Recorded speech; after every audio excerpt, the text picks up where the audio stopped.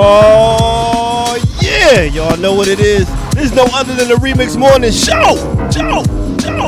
I go by the name of the Ear Doctor. We got a real live one here for you right here, right now on Black Power Media. But we got some hosts we got to bring through. Let me introduce. We got no other than Dr. Jerry Ball.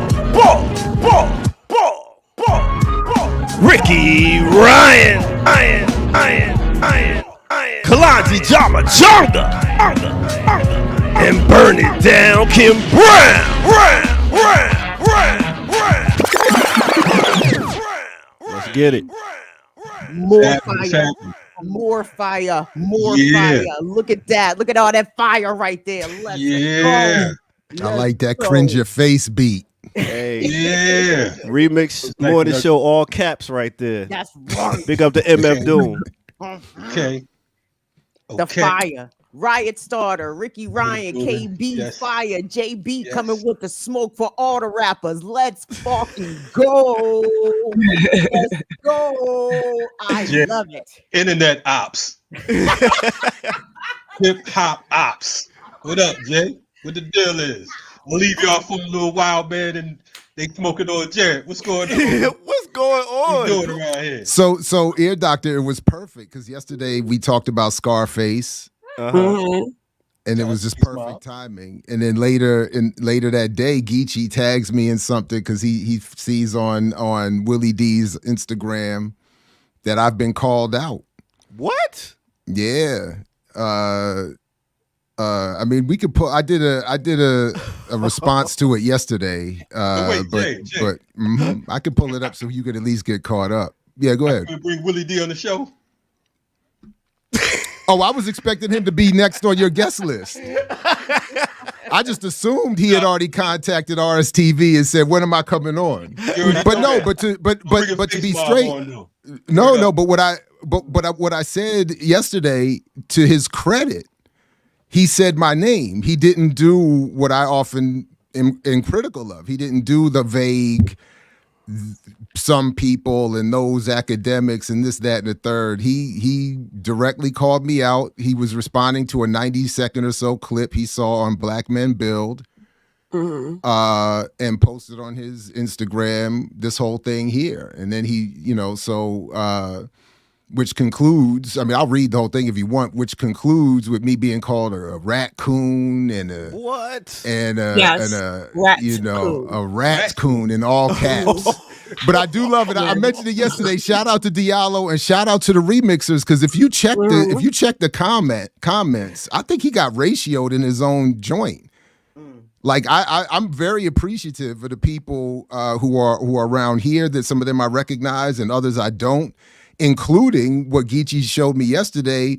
To me, one of my favorite, former NBA players, David West, was in the comments defending me. So I was very honored by that. But yeah, he went, he took his confusion. Well, what he said is, he said, quote, once he said black people don't have any money, all credibility was lost. If you send a fool to school, he will return an educated fool. I'm sick and tired of these indoctrinated so-called educated niggas talking down on black society and getting a pass because they know how to put words together and recite a few statistics they got from masses' children. Like the usual ops, they can tell you everything black people are doing wrong, but they seldom, if ever, mention what blacks are doing right.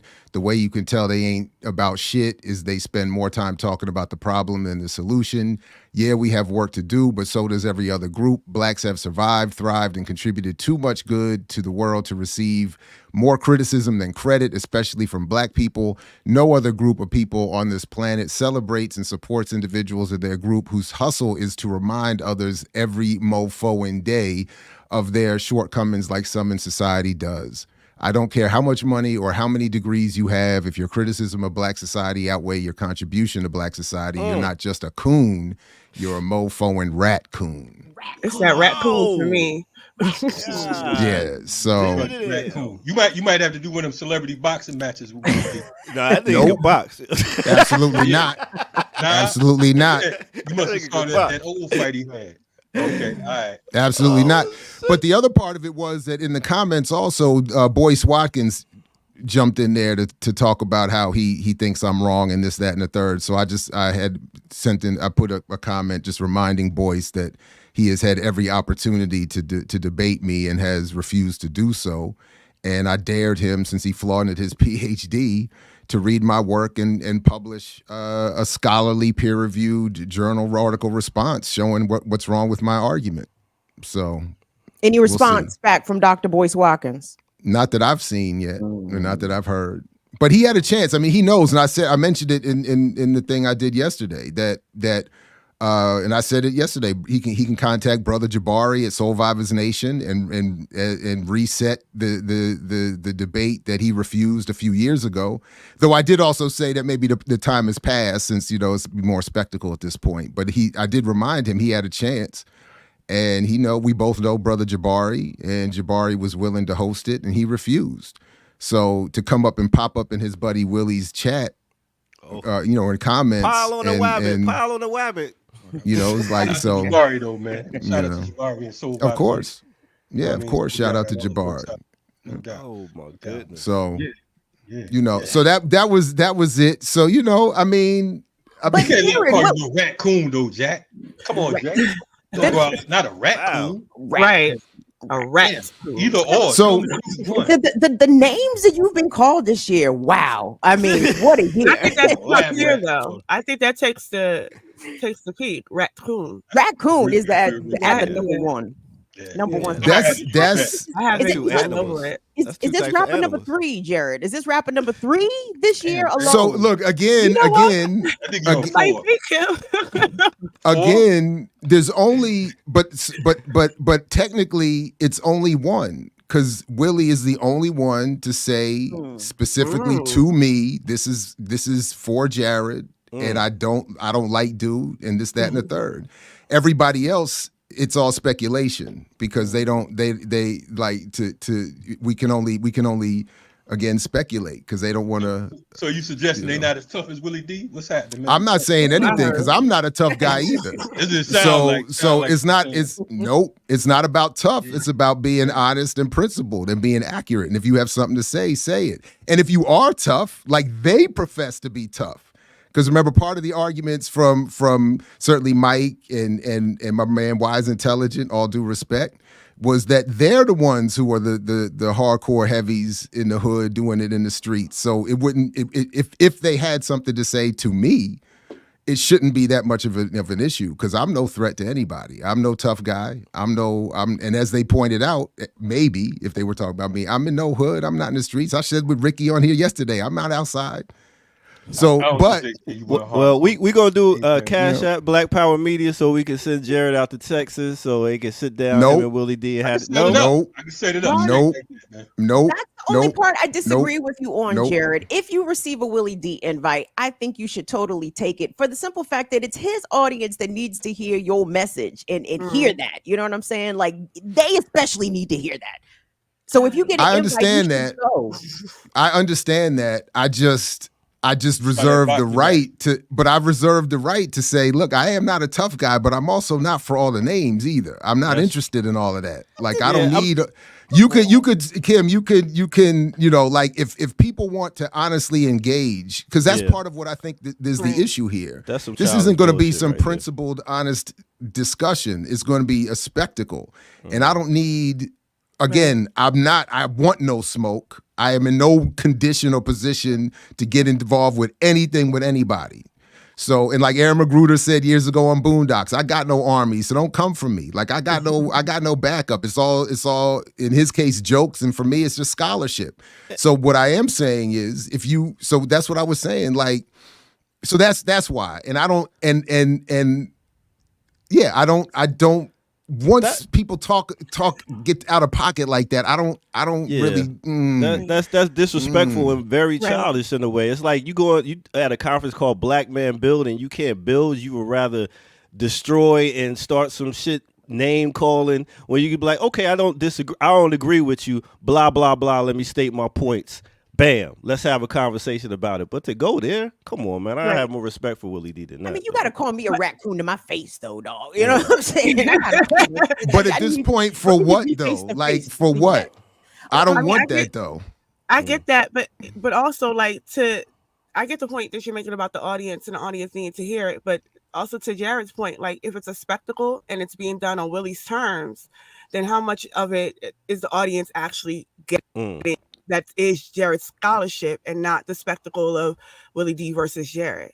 So it has to be. But these are the people that we're trying to reach, though, right? Like we're trying to reach the people that have never heard on whose terms, though, are we trying to reach them, and what effective way can we reach them? Because that doesn't seem effective.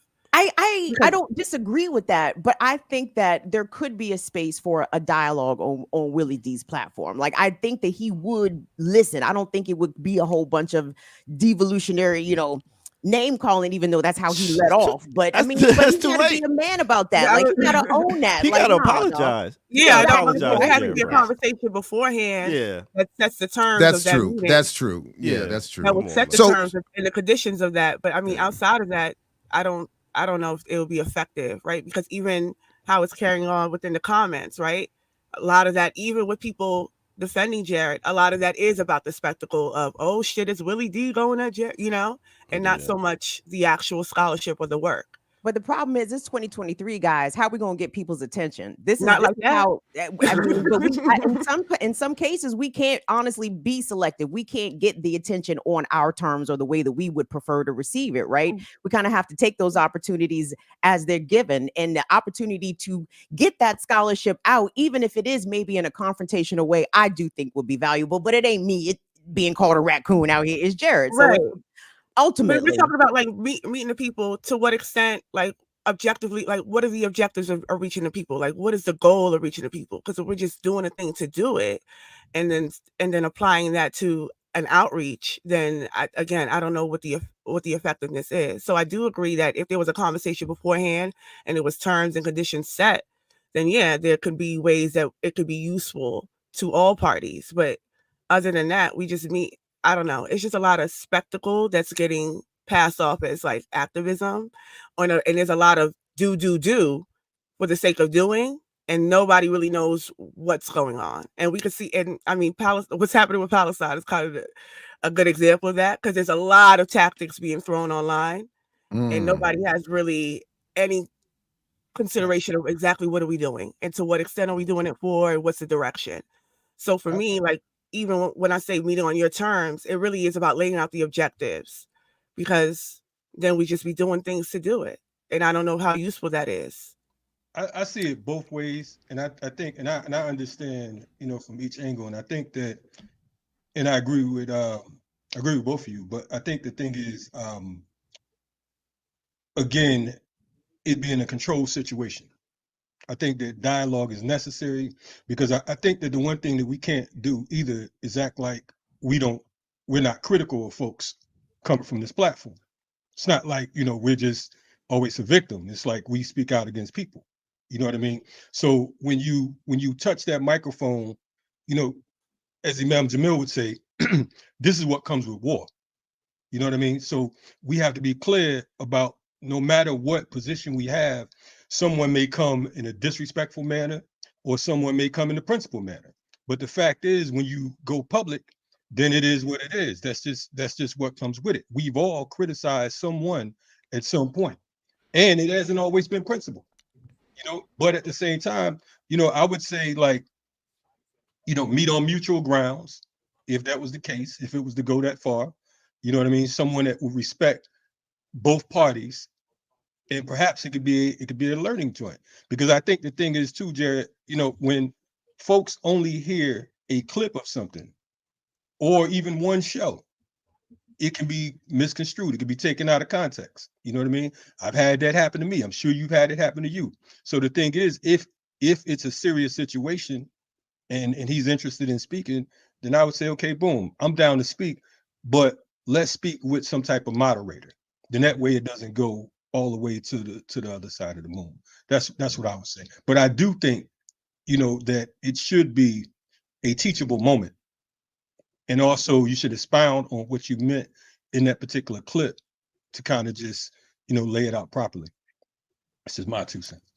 Well, I mean, but I did. So that's what I was saying. Like, if he watched this, the whole discussion with Black Men Build, all of it is. I mean, it's like a 90-minute discussion with Q&A and everything.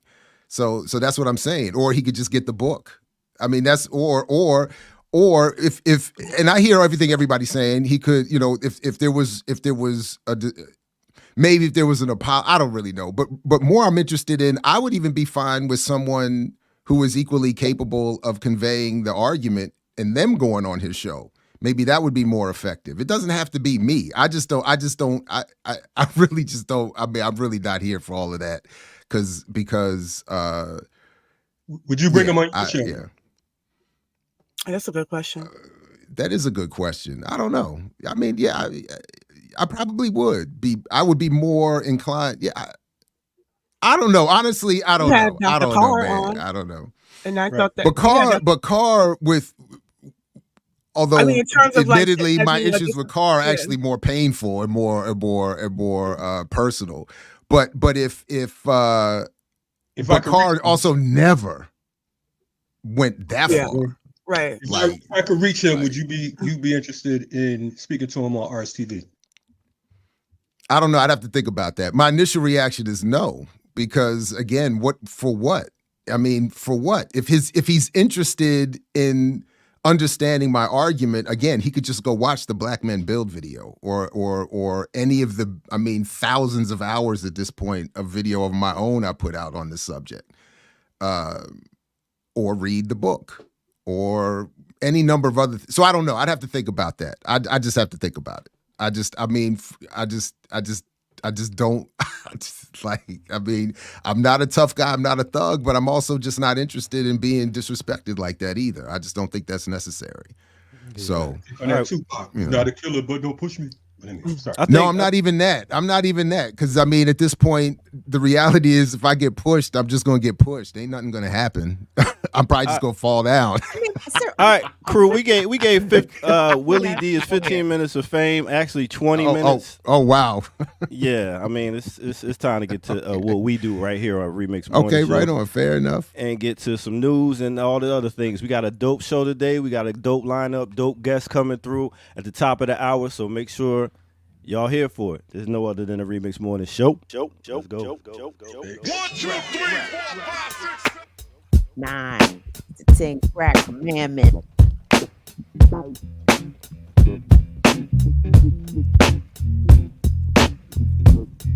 Yeah. What's good, everybody? Welcome out to the RemiX Morning Show. I go by the name of the Air Doctor, and hit that like button, hit the subscribe button if you're new to the channel. Go to patreon.com, become a member over there so you can see footage that's rare.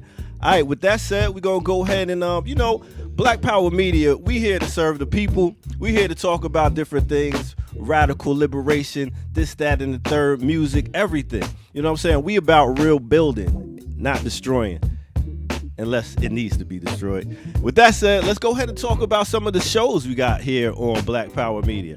Now, I was scrolling through and seeing the different shows, and I said, we got something that came back right here. Let me pull it up and let y'all know about it. So there was a throwback of a renegade culture, in case y'all didn't know, that came up. Started renegade culture like almost 5 years, 6 years ago.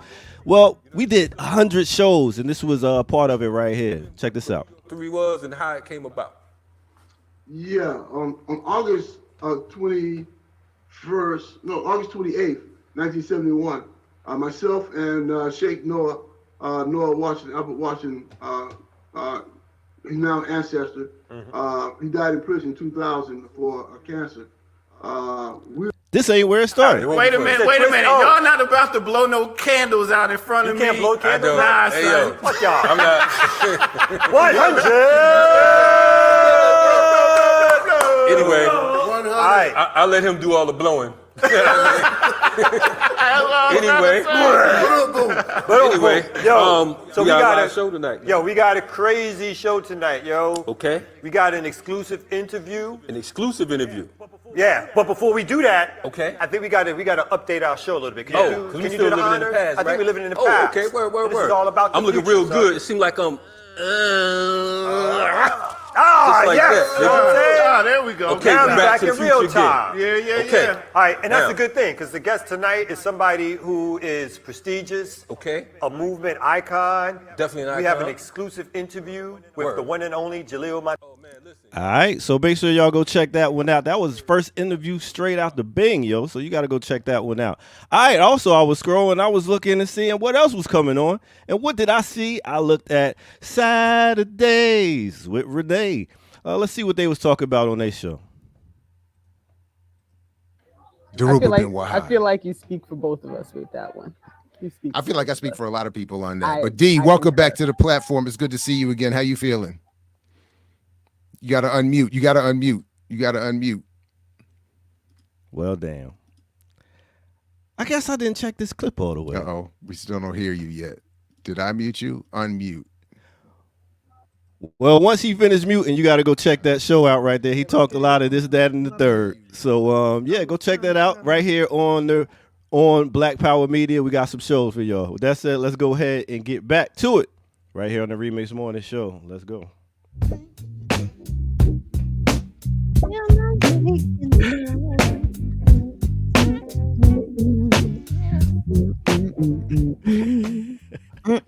Ear doctor. Ear doctor on the promo, boy. You know what happened when I reset my computer? When I reset my computer, I stepped off screen and reset it, and all the things I had set up started running already. So, boy, I tell you, it was a good show, though. You meant well. Oh my God! And the D'Angelo, almost makes up for it. Yeah. So thank you for that. Yeah. No problem. Let me get out here. Let y'all get to it. Yeah, great. We'll take you on the break. Peace. That's on my bucket list. I got to see D'Angelo live. And I don't know. I don't think so. That's the problem. I thought I had it a couple years ago. He was out here at Merriweather. Showed up, went out, got my tickets, was all ready for it, and then he canceled. So we got a great show featuring Busta Rhymes and some others, and then we got Raheem DeVaughn showed up last minute. And my respect level for Raheem went way up after that, by the way, too, to get that last minute call to cover for D'Angelo and kill it. I was like, it's almost an impossible situation for an artist, an R&B artist, right? In particular. Yeah, he's in DC. So they had him run up 95 real quick. But he had a set ready. Like a professional, and killed it. So so I still need to see D'Angelo though. So I'm on the hunt. I think you'll see him in 2024. That's my prediction, Jay. Hey, all right. I love it. I'll do it for you. Well, in the interim, kids, we ready to slap this map, get the show rolling? Yeah, let's slap it. Let's go. Yes.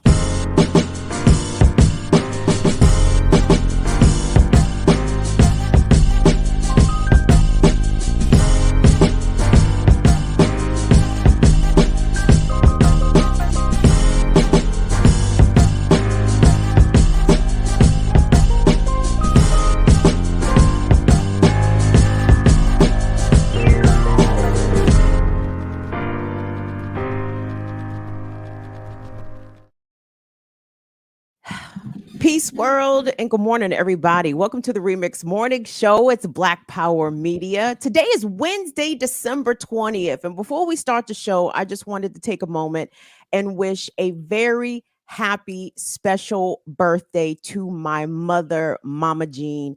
Today is my mom's, I'm not going to say what birthday it is, Mama. I'm going to keep that a secret. But today is my mom's birthday, y'all. And it's a very big deal. My mother is a breast cancer survivor. We've had a little bit of a challenging 2023, but Mama is still right here, 10 toes down, still stomping through Hoko with her pit bull, riding shotgun. So I wanted to say happy birthday to my mama. Mama, I love you so much. Very proud of you. And yeah, shoot that up for Mama Jean today. Shout out to all the Sagittarius, including the Sagittarius that we have joining us on screen today. Look at this Remix crew we got set up. Thank you. Hold your applause. Shout out to Kalanji Changa, the riot starter, joining us this morning. Erica Keynes is here, aka Ricky Ryan. Dr. Jared Ball. I'm Kim Brown, the ear doctor in the cut remixers. Thank you all so much for showing up and showing out in them comments on Instagram. So we appreciate y'all always supporting everybody across platforms here. Please like the video, subscribe to the channel, consider supporting us. I know the holidays are here, but we could always use some additional support. So you can go over to patreon.com/Black Power Media, get some exclusive content, or you can run the channel some bucks via super chats or run us some cash apps, $ Black Power Media. So gang, I love to see this full house of folks here, this full slate. Shout out to our bro, Kamau, he's under the weather. And shout out to the good sis, Jacqueline, who is still out there recovering. We shout out all the comrades and getting ready to get into some news. Does anybody have any place? Sister Erica's on vacation. Ricky got a story ready. Sister Erica's on vacation. Shout out to her as well. Big and again, happy birthday to your mother. A lot of well wishes in the chat for her as well. Thank you. And by the way, just so folks are not confused by the thumbnail, Dr. Mark Lamont Hill will be joining us at 9:00 to talk about the new podcast he's launching with Mumia. Okay. So, yeah. Okay, Ricky, you want to get us started here? I got your story queued up. Yes. So it's reported that there is going to be a multinational coalition to combat Yemen and the Red Sea.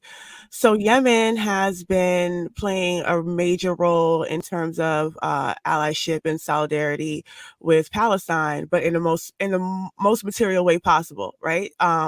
They have made continuous statements, that they are not allowing any ships to pass through the Red Sea at all until they send aid to Gaza. So when you open the borders and you let the aid through, then we'll let these ships through. And then, of course, Western nations have tried to circumvent that and still go through, and Yemen has been targeting and striking those ships. So now it has reached a point where multiple corporations have now said they will no longer ship through the Red Sea, including BP, which is a major corporation. So by the day, corporations are losing upwards of billions of dollars until this is resolved.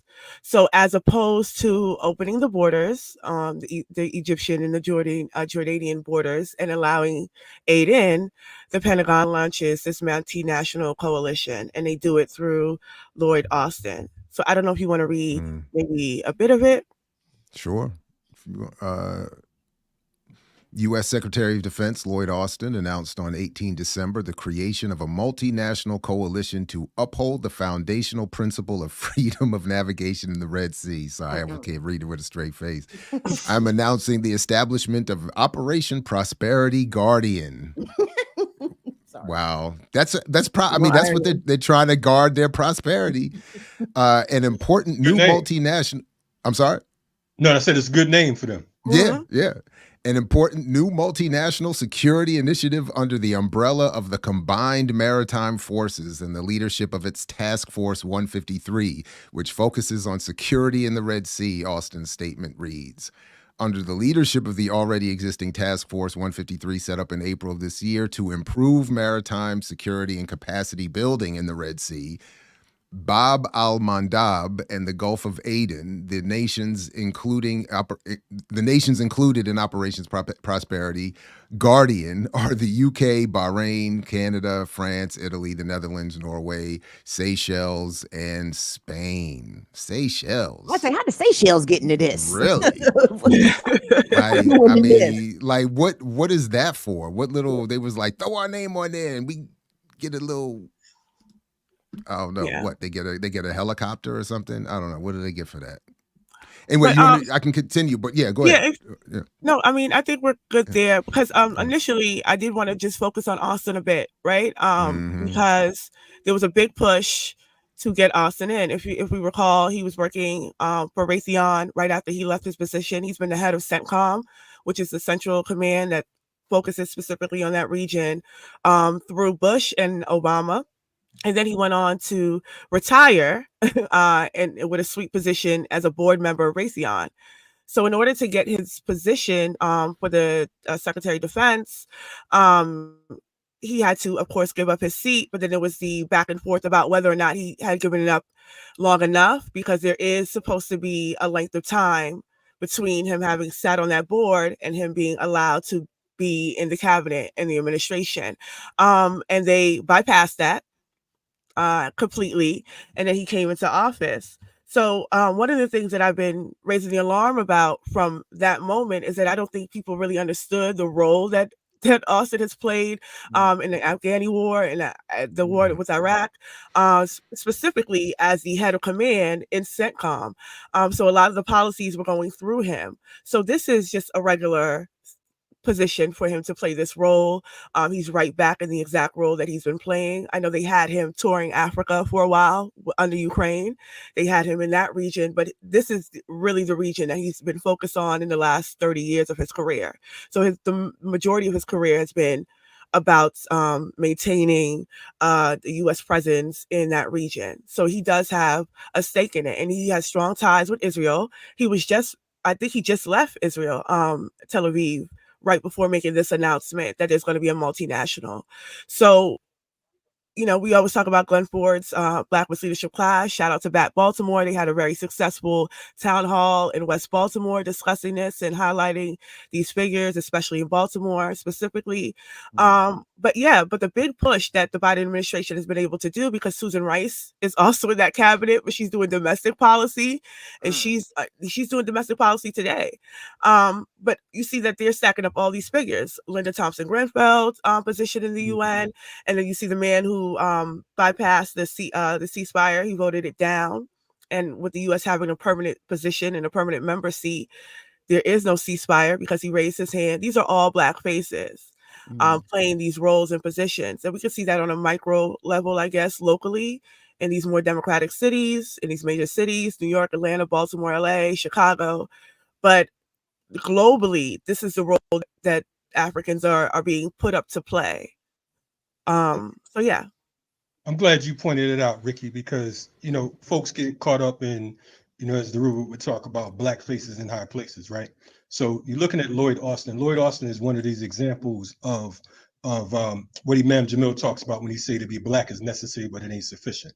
This is a 70-year-old Black man. This is a dude, for all practical purposes, who graduated from Auburn. So when we talk about the whole Black university situation, that's all good. He's also an Omega, and as Ricky pointed out, he's a career war criminal. In 2003, we remember that he got a silver medal for his work in the Iraqi invasion. So he's been climbing up the charts for quite some time. He went from Auburn to West Point to where he is right now. And I think that, again, we get so caught up in complexion. You know what I'm saying? In just go to a Black university. Oh, just join a fraternity. Oh, he did that. You know what I mean? And he has no problems with killing Black, brown, and other indigenous people around the planet. So again, just like, the Colin Powells and all these other Negroes that existed before him, he's keeping that tradition of maintaining hegemony worldwide. Conor Lincoln's rise. Sorry, my bad. No, right. And she's getting a whole makeover of her history, because now they're sitting her down with Hillary Clinton and having these conversations about the necessity for U.S. I want to say invasions, right? but they're not framing it that way. But the necessity for the U.S. to participate in these things under the guise of human rights, and how dangerous these figures are, and highlighting authoritarianism and things like that. So she's getting a makeover, just like Bush has gotten a makeover, just like nobody talks about Susan Rice's role in Libya. But I also do want to know, shout out to Yemen, right? Because they're really not playing. They're really serious about this. And I think that's the real, the type of material support that's necessary, even in terms of like Iran, right? This time last year, there was a big effort to topple Iran, but what was necessary in understanding the material support that Iran has played in this resistance. They have been steadfast and consistent, has Hezbollah, as has Syria in some parts. So we have to think through, what does it mean, internal issues notwithstanding. Every nation has their own internal contradictions. But when we look at the fight against imperialism And these, and we talk about what the primary contradiction is, then these nations play a major role in terms of helping and assisting in that fight. Yemen is kind of gangster, because I heard on Electronic Intifada this morning, they played the audio of, there was some, I think as they described it, an Israeli adjacent ship trying to go up and down the Red Sea, and a Yemenese boat blocked it.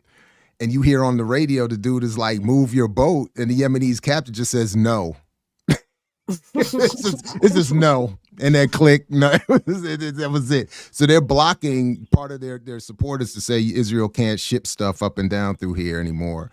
But nobody, right? Nobody. Nobody. Sorry, right. Nobody correct. bring nothing through here. And it to me, that makes it even more, gangster, because Yemen's a little country. They are not really positioned militarily to be pulling off these kinds of stunts because they, little bank, get bombed by big bank. But so I think it's really interesting that Yemen, a small, relatively small country, not with the big military, is taking these big steps. But interestingly enough, I mean, Yemen has been under bombardment, if I have that right, Ricky, for a long time by Saudi Arabia, but and the U.S. back, In the U.S. U.S. and French back.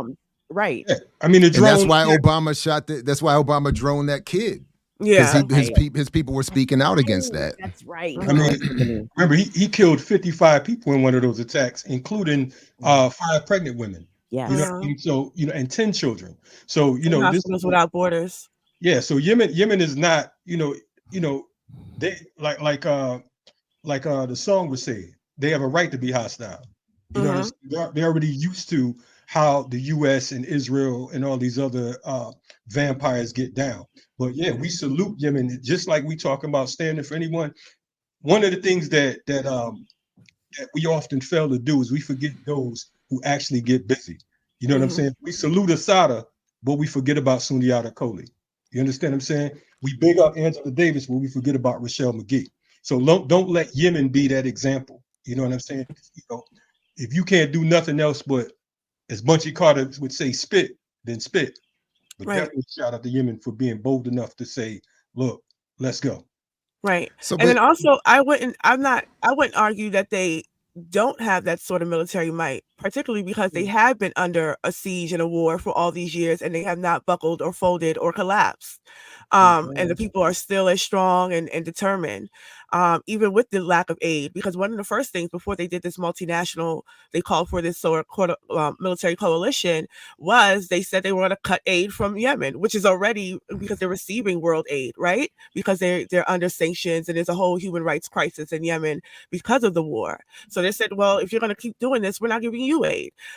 So they've already been threatening and sanctioning and pushing back, and Yemen is still standing strong. So even I would argue they have just as much might, even if they don't have the numbers. But having served in a sentence in the U.S. Navy and broken a record at the time for entrance during Desert Storm, Desert Shield, in and out of the Red Sea, and having smoked the finest of hash on the back of the John F. Kennedy in the middle of the Red Sea, I feel I can speak with a certain expertise about that region.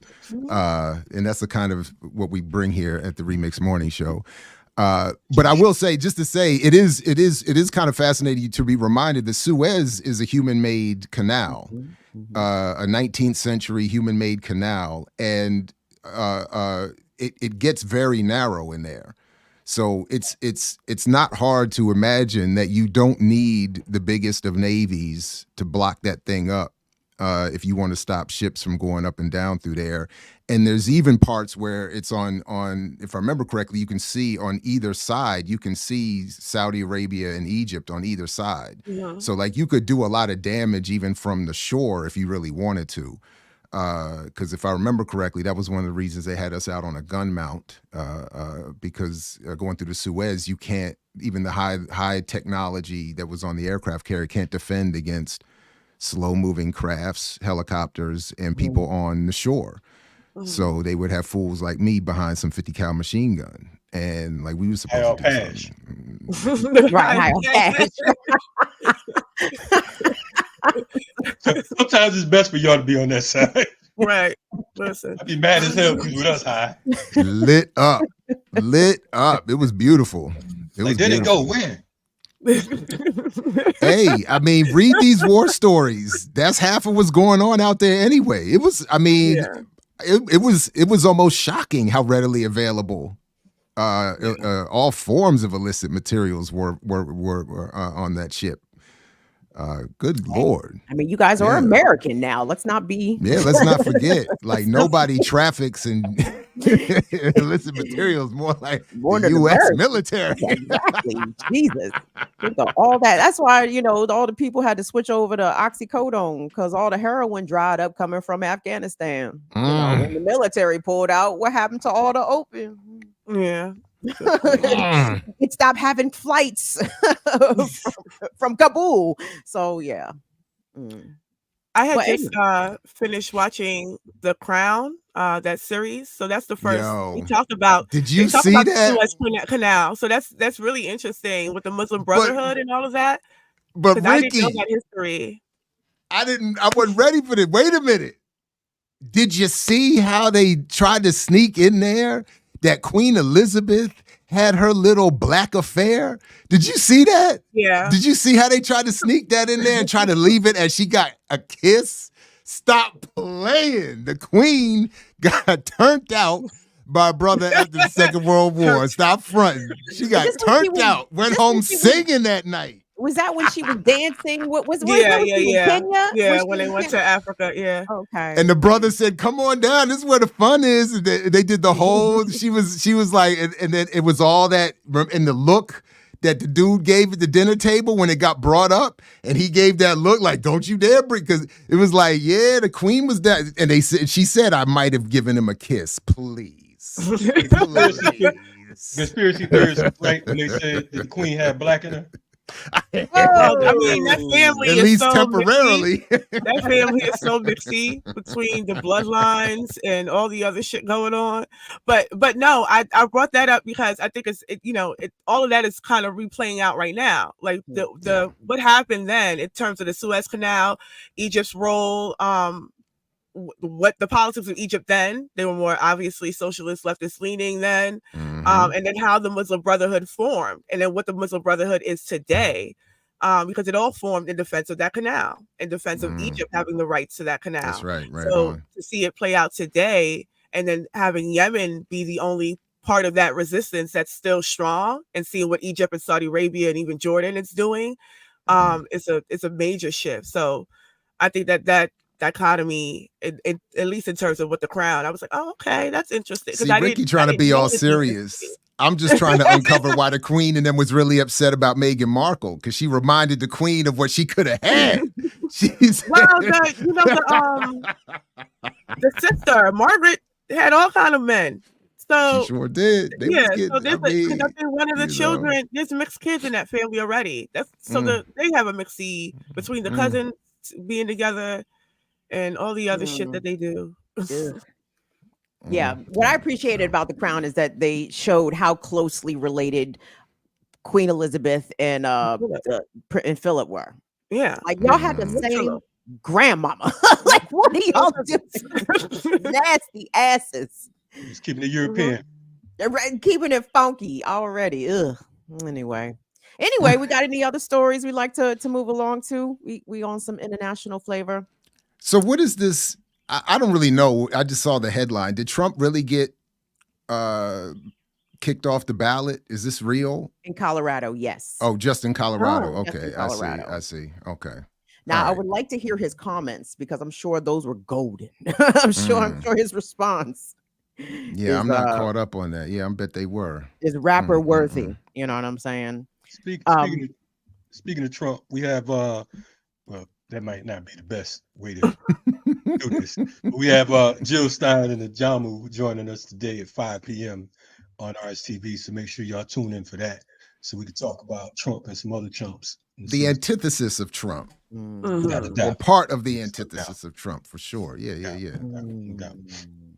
Yes. Wait, are they announcing something? Did they announcement, Jared. Huh? Jared looking for the ticket. No, there's no announcement. No announcement. Okay. All right. You assume if I'm breaking them on, it must be an announcement, huh? Right. I mean, I don't know. I mean, I saw just when you see the thumbnail, it's reminiscent of a time. That's all. I am interested in what Jill, because I haven't, since Jill's announced, I haven't really been following. But I am interested to know the whys, or if this is something that was already thought through. But they, if they maybe had pushed it back and gave consideration to Cornell, and now that there is no Cornell, so I'm interested in hearing that discussion and where how far they think they could push it at this point, because it's almost 2024. I'm interested as well because we literally had them on 6 months to the day. 6 months ago, and that's when they were talking about backing Cornell when Cornell announced. We've had Cornell on so many times that it almost seems like he's been running for a couple years. But literally, he got started like 6-7 months ago or something like that. 7 months ago, maybe. So should be an interesting piece though. That'll be at 5 p.m. on Black Power Media for folks who don't know. Set your notifications, set the bells, don't miss that. No doubt. What else we got going on today, good people? That was it. I'm prepared. I have, I'm not prepared. So I have something coming in to please. you, Jared. All right. And let me just send that along. I just got sent a lot of different things that I just wasn't ready to I didn't have time to get into before the show. But as I'm looking for this, you sending an email, I'm assuming? It is an email. All right. And it's a tweet, and it's coming from More Perfect Union. Let's play 2.5 minutes of the clip. It's an extended piece. But 2.5. Good Lord. Simmer down. Oh, wow. Simmer down, Peanut Gallery. Relax. So here's the setup. So workers in Georgia. Oh, I'm sorry. One of the most improbable union victories in a generation. The Bluebird workers were able to secure a union. I think they are now part of the steel workers. This is very unusual to happen in anti-union states in the South, especially in a place like Georgia. Let's take a look. Y'all made history down here today now. Y'all made history. This year, workers in Georgia won one of the most improbable union victories in a generation. The South got something to say. Bluebird, welcome to the United Steelworkers family. It happened at Bluebird, the nation's largest maker of electric school buses. I can't tell you the last time that I've seen a location of this size be organized in the South. The win here is historic for the largely non-union South. But it's just one fight in a much larger battle, one that could decide whether the transition to electric vehicles is a boom or bust for the workers building them. Automakers, flush with cash from recent federal spending, are flocking to southern states, where wages are low and hostility to unions is strong. But auto workers are fighting back and looking beyond their union base. When we return to the bargaining table in 2028, it won't just be with the big three, but with the big five or big six. With the EV transition generating a new push to unionize the South, what can we learn from the workers at Bluebird who did it successfully? And what will it take to turn their victory into a wave?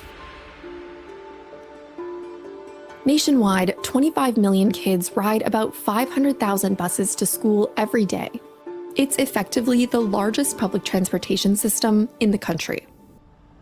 Nearly half of those buses are made by the workers at Bluebird. Bluebird was founded in 1927 and created what we know as the iconic yellow school bus.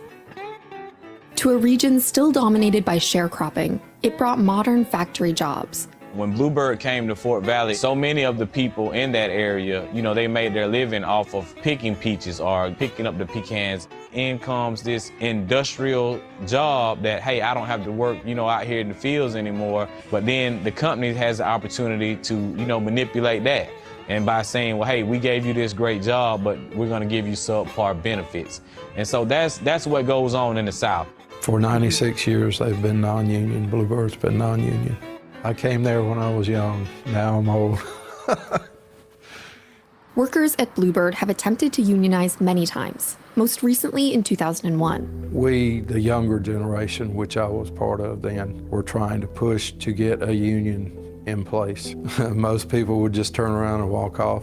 Bluebird would fire you if they knew you were affiliated with trying to get the union in. Did you know anyone who was fired at the time? Yes, sir. Quite a few people. Fast forward to today, and only 4% of workers in Georgia are members of a union, less than half the national average. Bluebird is our home away from home. You don't have any energy to do anything else besides eat, shower, and sleep, and you're right back at Bluebird the next day. Dee Thomas got a job at Bluebird to pay the bills while she was in college. She's been working there ever since. 2 years ago, a coworker asked Dee if she'd be interested in helping with because I mean it's a fascinating piece, and again, all praises to More Perfect Union, who really do outstanding reporting surrounding workers' conditions, workers' rights, and organizing. Well, Kalonji, I'm gonna kick this to you. So you, the Georgian on the screen.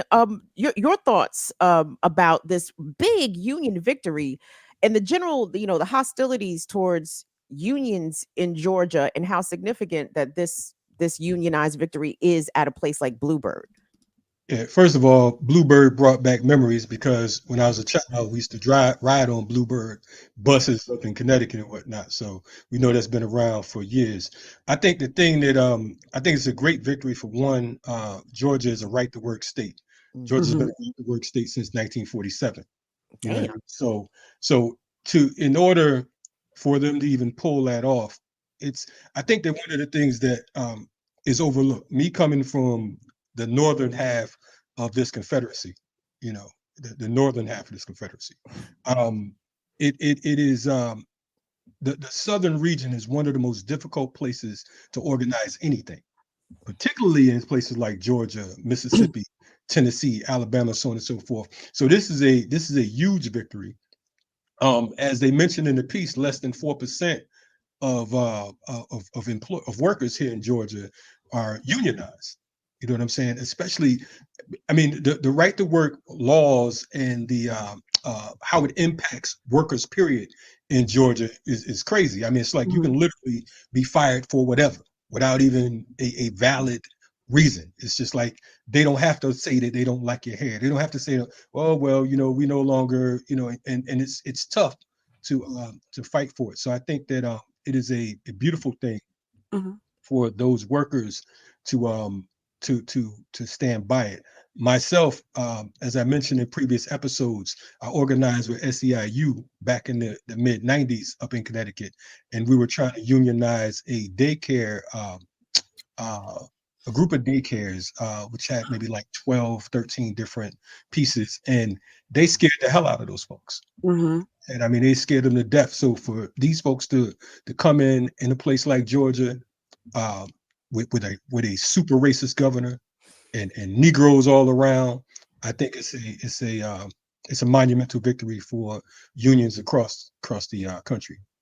Yeah. Over the weekend was the SHROC, with the Southern Human Rights Organization Conference. So they had a lot of panels on labor specifically.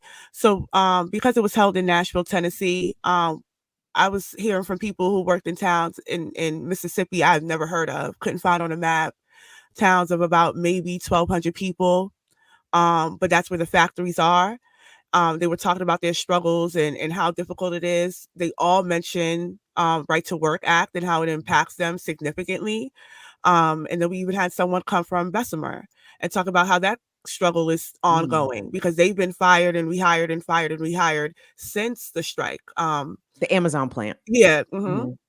So I know, so getting to hear that firsthand from labor activists and organizers about how difficult it is to organize there, because I don't think the people themselves are difficult to organize.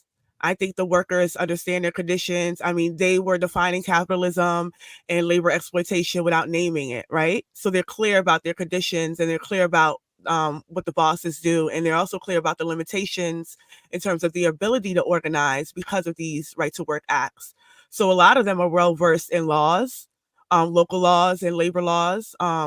What they keep insisting as organizers is that the first thing that they do before they even attempt to organize people towards a union is organizing people about their rights as workers, making sure that every worker has gone back to that pamphlet that you're handed the very first day so that you know what your rights are, because those what the Right to Work Act, like the Kalaji name, people have been just getting fired indiscriminately, but it's all been illegal, right? Because if you look at that pamphlet that they had you on the first day, they tell you what rights you have and what rights the business has. But because they rely on people being undereducated or the necessity and desire to have a job because of their material conditions, that they're just happy to have one, they're not reading the fine print, that they don't know their rights.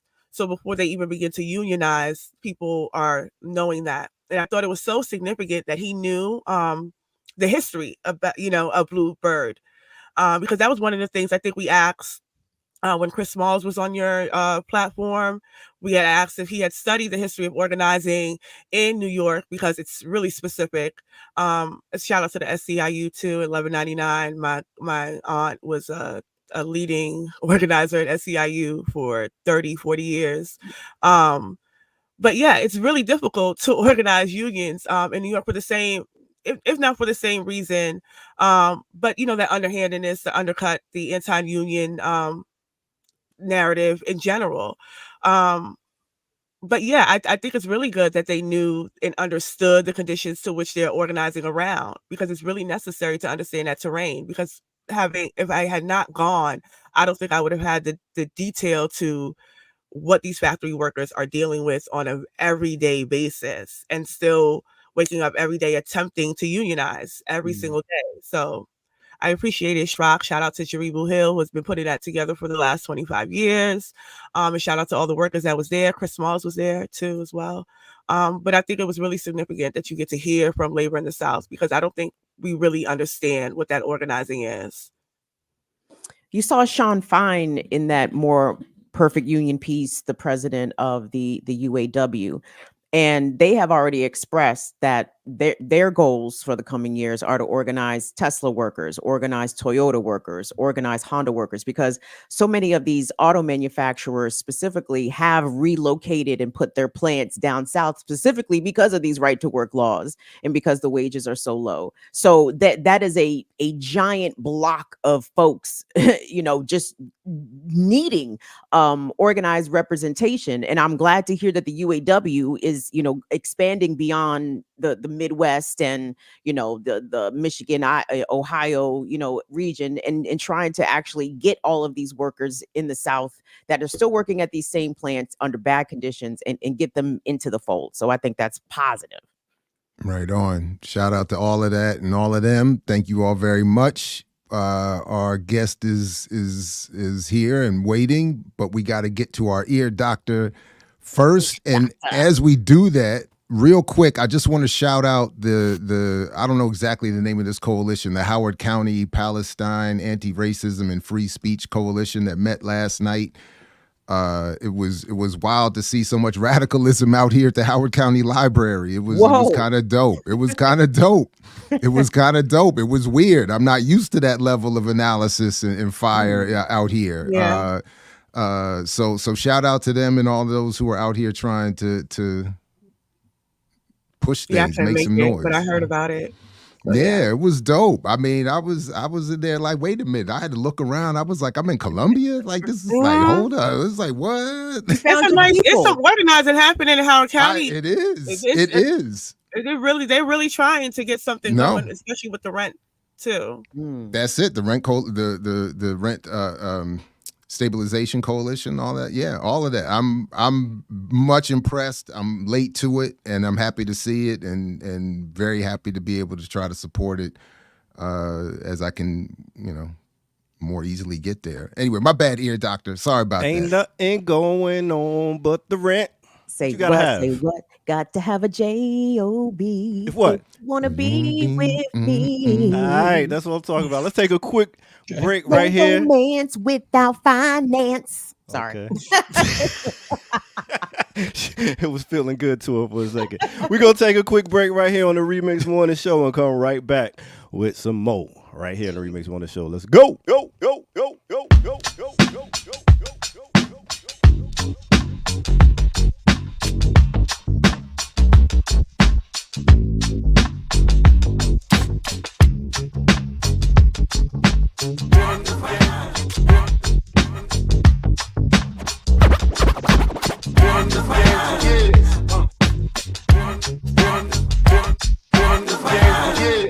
It made me an animal, it's rules to the I wrote the manual, step by step booklet for you to get your game on track. Not your wig pushed back. Uno. Never let no chick know what you and your man do in the bedroom. Might feel good when you in it, and you probably want to admit it, but it ain't nobody business. Gotta be a pretty confidant. Gotta build a bond that make him strong. You gotta be the only one you want. Number 3. Gotta be a lady in the streets, and you gotta be a freak in the sheets, but don't do. All my ladies sing it with me. And that's what it is right here, the remix on the Remix Morning Show. Make sure y'all hit that like button. Make sure y'all hit that subscribe button. You're new to the channel. Go to patreon.com, become a member over there, and get footage that's rare. And that's what it is. Yo, let's get right back to it on the Remix Morning Show. Let's go.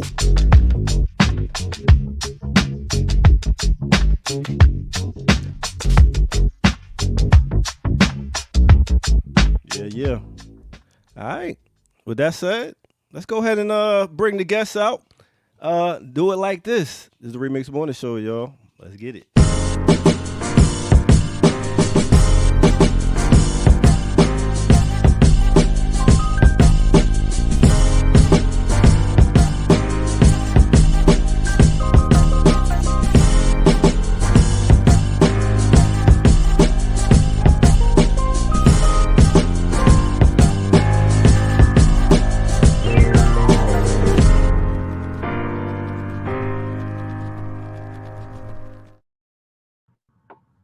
Yes, indeed. Welcome back, everybody, to the Remix Morning Show here at Black Power Media. Jared Ball, Kalanji Changa, Erica Keynes, and Dr. Mark Lamont Hill joining us. Welcome back to the program, to the platform, brother. Good to see you again. Man, good to see you too, my brother. It's a pleasure. Yo, Mark, what's happening? How you doing, brother? What's up, big homie? How you? Trying to be as cool as you. I see. That's a tough task. That's a tough task. My man, I see you everywhere. You have your YouTube is popping. You everywhere challenging all these. I don't know how you deal with these right wingers, boy. I don't know how you, I don't know how you do it. But I see, to balance that, to make it easier for you to address them, you've gone even farther to the left, and we love that. And you wanted to talk a little bit about a new podcast venture that you have with no other than Mumia Abu-Jamal, extending the work you all had done with your co-publication of some years ago, The Classroom and the Cell, to the podcast platform. Sounds dope. Tell us about it. Man, I'm so proud of that, man. It's good to see everybody here, man. I've been watching the show a lot, and I meant to reach out to you maybe a month or two ago when you and Finkelstein were going back and forth. I was like, you was like my big brother. I was like, yeah, get him. Talk that shit. Because there were a few moments where I felt like, I mean, I agree with Norman a lot of stuff, but there was this moment where you were pushing back on the right arguments that he was making that I think were wrongheaded and in defense of our traditions and our intellectual formations. And I just thought it was dope, man. So I just love what y'all are doing. I love the conversations y'all are having. And I hope everybody who watches this appreciates how dope this platform is. And honestly, it inspired me in a lot of ways to start using social media platforms, specifically YouTube, as a way of creating my own independent voice, my own platform, separate from the places that I work. And I'm pretty free at the Griot to talk about, the stuff that we talk about. I'm really free at Al Jazeera to talk about the stuff that I care about. And I love doing that stuff. But I wanted to create a space, not so much for new media, but for political education, for radical organizing, and also to hold space for people who otherwise may not have access to that same number of eyeballs. And so I started the Mark Lamont Hill official YouTube channel about 2 months ago, and it's growing pretty fast, and I'm really grateful for it. And then I was thinking, actually, I ain't gonna lie to you. I was online and I saw Suge Knight had launched a podcast. And I was like, this is fascinating, right? I was like, I listened to a couple episodes and lots of people listened to it. And I was thinking, yo, like, the idea of a prisoner making a podcast through the phone is creative, it's innovative, it's all the things that our brothers behind bars do. But I was thinking, like, of all the people behind bars that I want to hear, of all the people in those dungeons, whose voice needs to be amplified? And of course, it wasn't Suge Knight for me. It wasn't Tory Lanez, you know, anybody like that. It was. How about my brother Mumia? Quick backstory for those that don't know. You referenced it. Mumia and I wrote a book together 10 years ago, more than 10 years ago now, almost 12 years ago, called The Classroom in the Cell, and that was based on our weekly conversations. And it wasn't public conversation. It wasn't monetized conversation. It was just me and Mumia deciding to talk. One day I got a phone call from him out of nowhere. I'd written a piece on the Move 9 organization, the Move organization, specifically trying to get parole for the Move 9. And he just called me to thank me for it. And then we started talking and we realized how much we had in common. Both born in North Philly, both journalists, both got a ridiculous sense of humor. And we just started laughing and building and talking as brothers. And I started visiting them at the prison.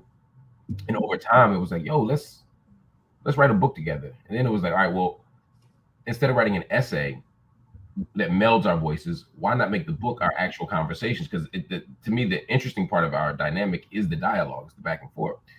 So we started, you know, publishing this stuff. Third World Press published our book, The Classroom in the Cell.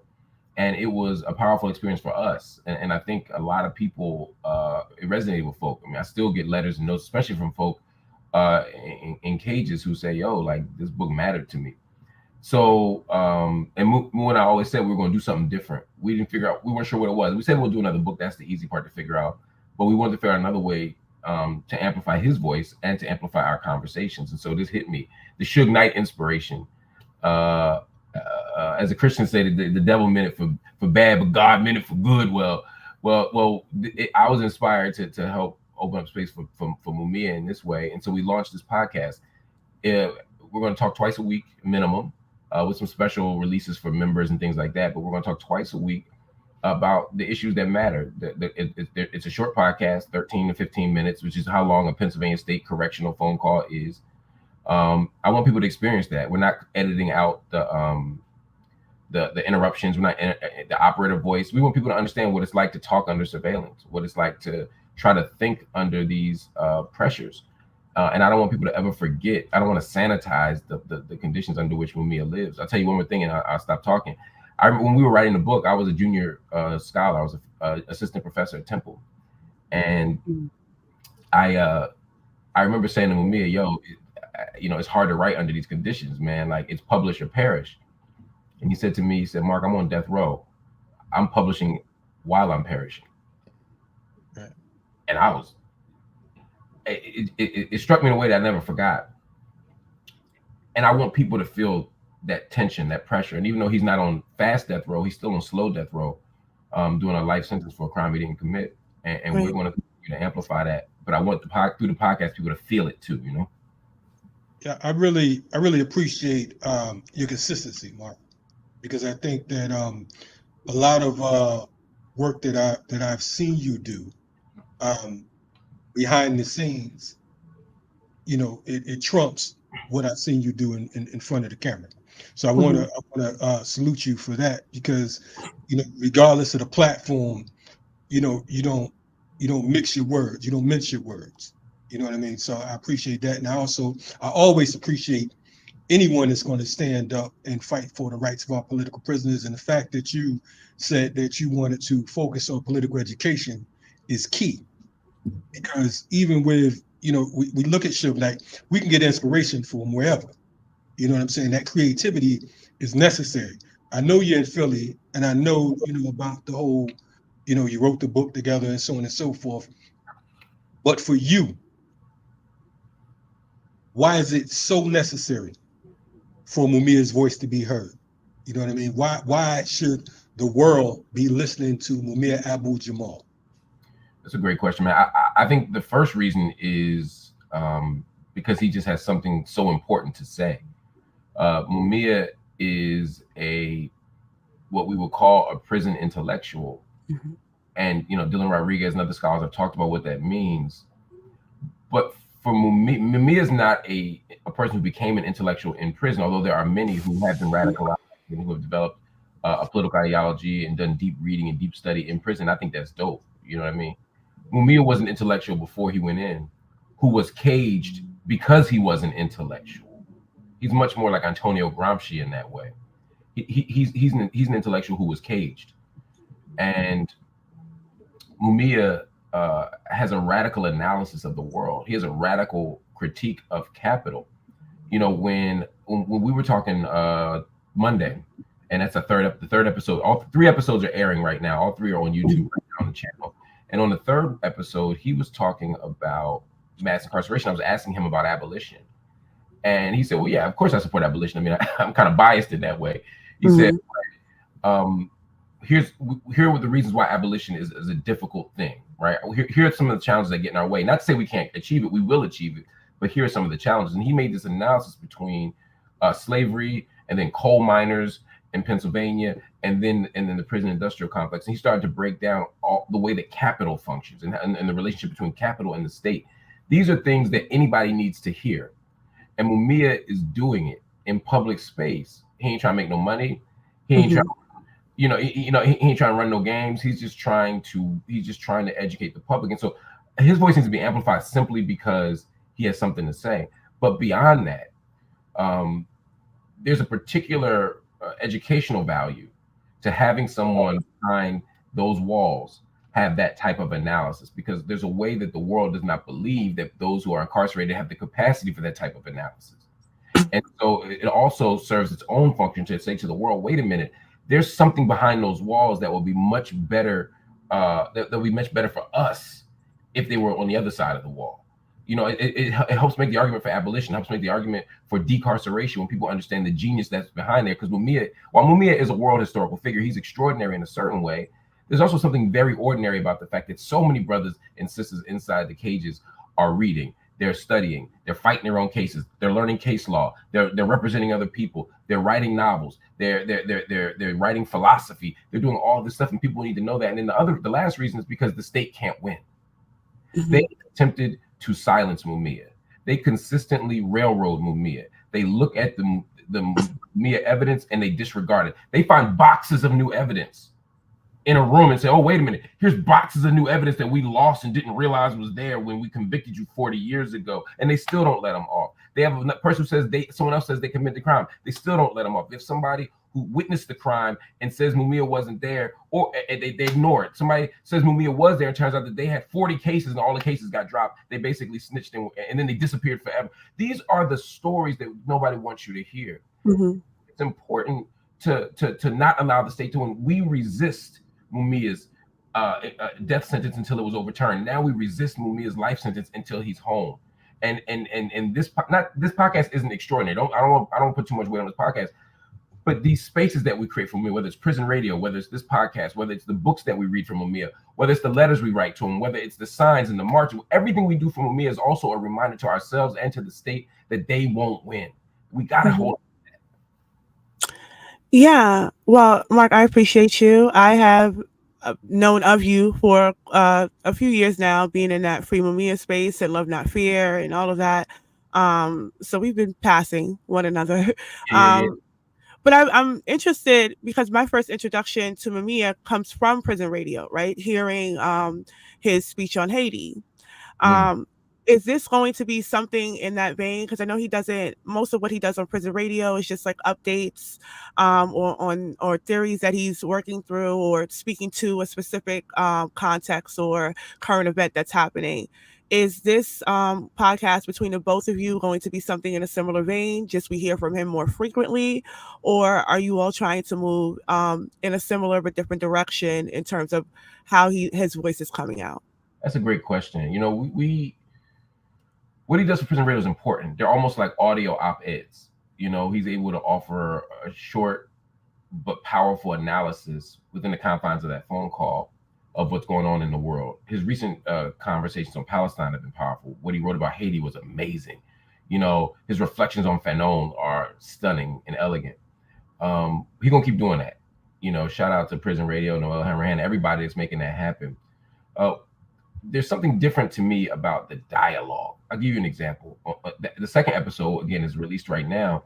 Mumia and I were talking, and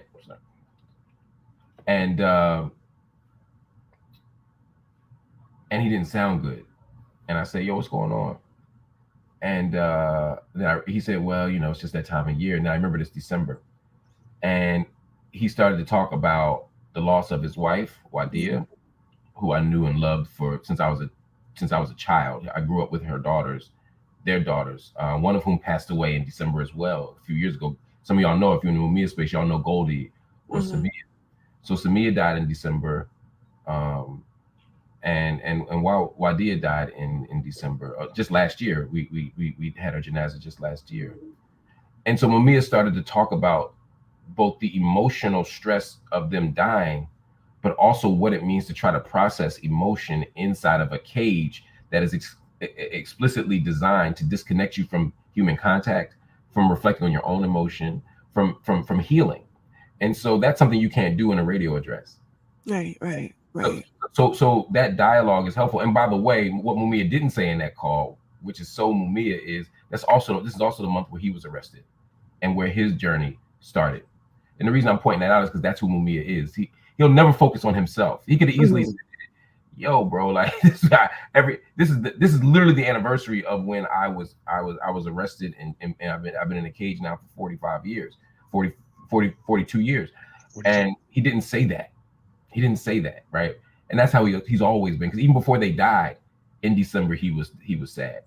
And because we've been talking on the phone 15 years, twice a week. So I'm saying all that to say that kind of exchange is something that Mumia, you have to pull out of Mumia, because Mumia is always worried about the people.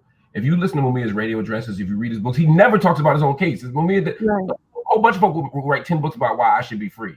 It's like, here's 10 books why you need to get free. Here's 10 books how we can get free. Here's an analysis of this, a critique of that. Mumia doesn't spend his time making people fight for him. We fight for him because it's the right thing to do. Mumia spends his time focused outward.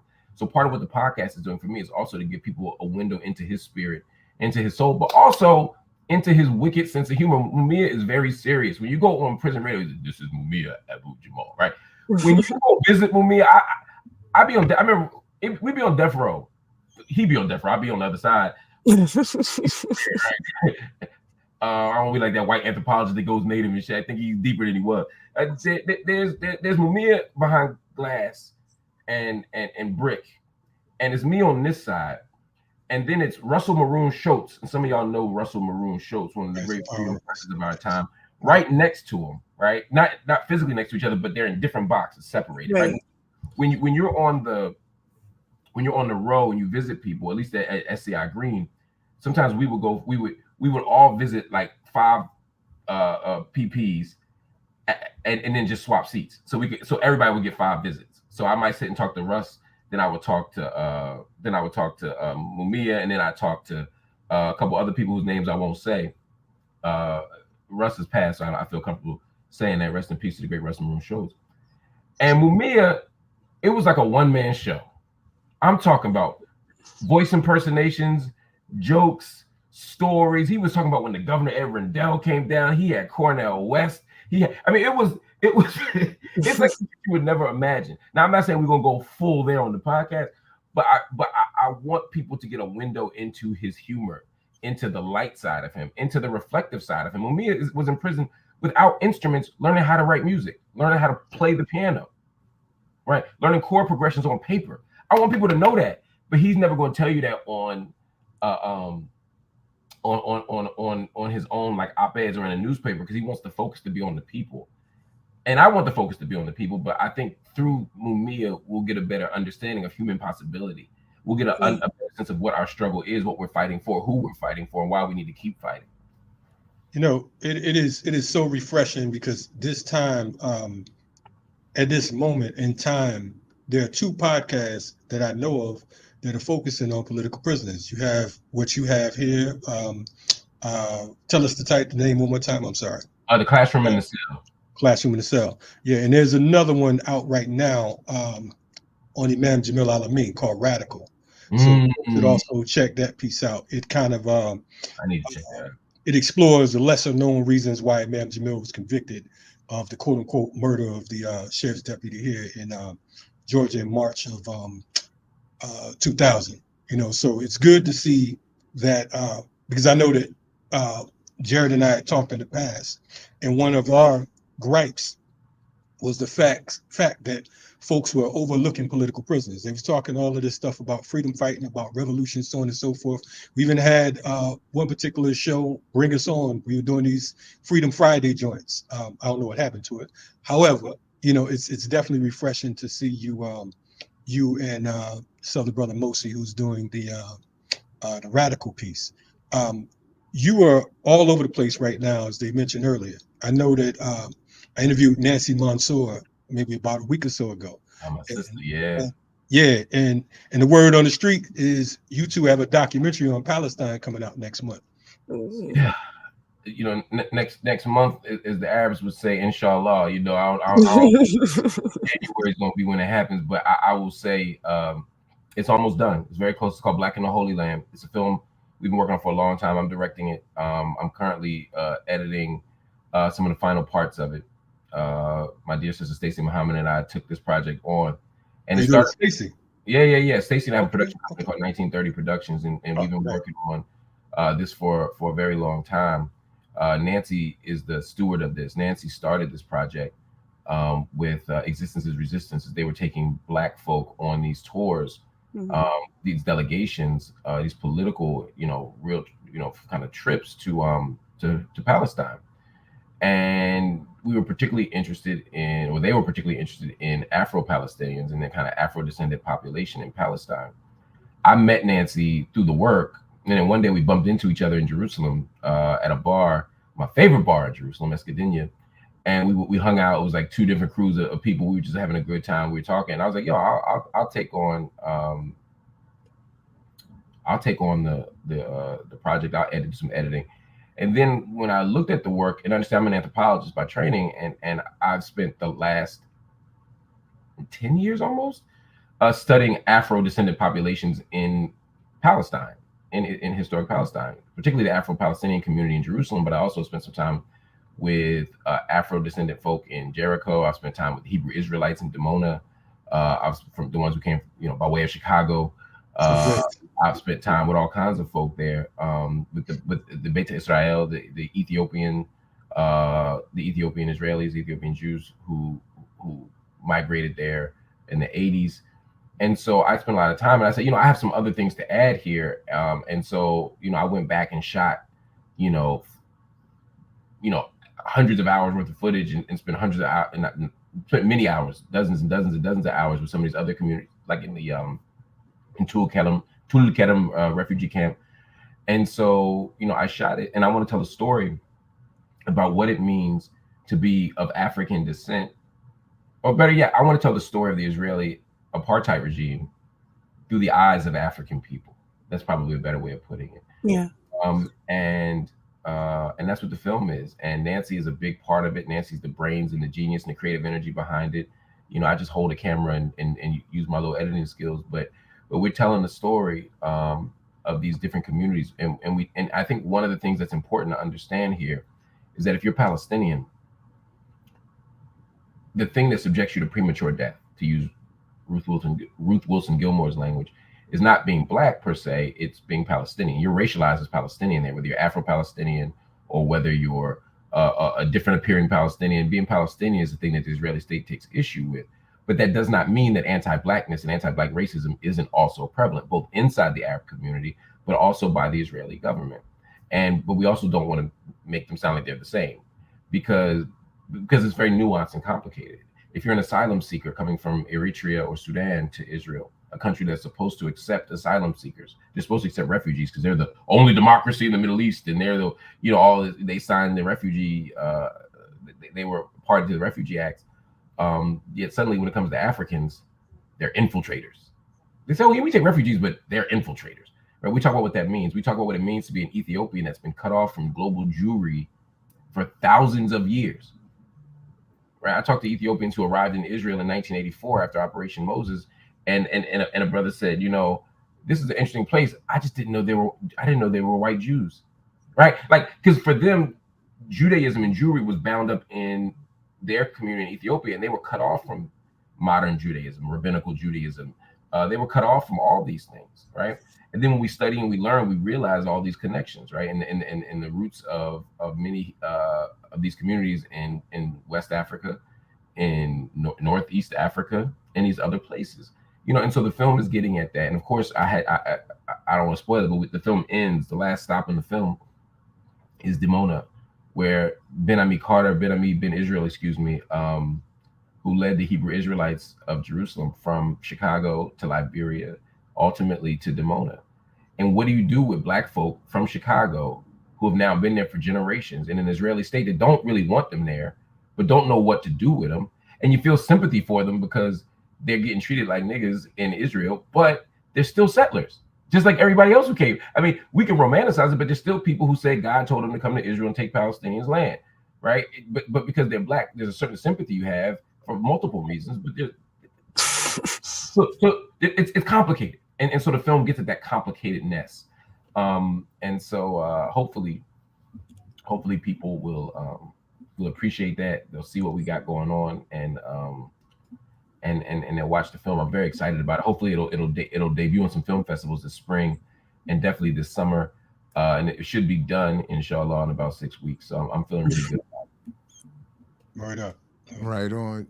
Just quickly before we, because if I saw the chat correctly, the two of you, am I seeing correctly that you and Dr. Todd Stephen Burroughs have not crossed paths in person? No. That seems crazy, but Dr. Burroughs has long been involved with a lot of things journalistically in the Black world, but in particular with Mumia, is telling us, reminding us that Mumia is coming out with book number 14 soon, an anthology, Beneath the Mountain, an anti-prison reader. And we're waiting on Dr. Burroughs' book on Mumia as well. So at some point, I cannot wait. You know, so or Dr. Burroughs or Dr. Burroughs' book. That sounds dope. Yeah. I can't wait. And of course, Mumia is so productive, man. Super productive. James Yeah, it's crazy. Well, Mark, thank you very much for coming through. Tell us one more time where everybody can find the new podcast and all the other work you're doing. The podcast is on my Instagram channel. I'm my Instagram. I'm an old man. It's on my go to YouTube, Mark Lamont Hill Official. Subscribe. Of course, I love if folk could join. You know, if you join the channel, obviously, for even $3.99 a month, it allows me to, you know, expand studio space, create more platforms for more people. I'm doing this all out of pocket. Any proceeds all proceeds from the podcast go to Mumia and Mumia's legal defense and to his family. Just like the book we did, I didn't make $1 off of it. I donated all my proceeds to Mumia, who donated all his proceeds to Third World Press because he's a fool. I don't mean that literally. I mean, like, I love Third World Press and I donate Third World Press too, but I'm just saying the man's on death row and he's still figuring out how to be philanthropic. You know what I'm saying? It's like, that's just who Mumia is, and that's who Hakeem Adabudi is. They're both generous, wonderful, loving people. So keep supporting Third World Press. Keep supporting Mumia Abu-Jamal. And if you want to support this podcast, go to youtube.com/Mark Lamont Hill Official and check it out. Support the podcast, hit subscribe, hit like, all that stuff. And everything else I do, man, you can just find right on social media, YouTube, Instagram, Facebook, all of it. It's just my name. Yeah, shout out to you and Stacey Muhammad. Stacey Muhammad is super. Yeah, shout out to Stacey. Yeah, right on. I've known her for years. The fact that you two are together, you know, I'm quite sure that it's going to be a problem for somebody. Of course. We right on, man. Thanks again, man. Take care. Talk to you again soon. Come back anytime. Let us know any way we can support around here. We're happy to do it. Appreciate it, man. Love y'all. Peace. All right. Peace. Peace.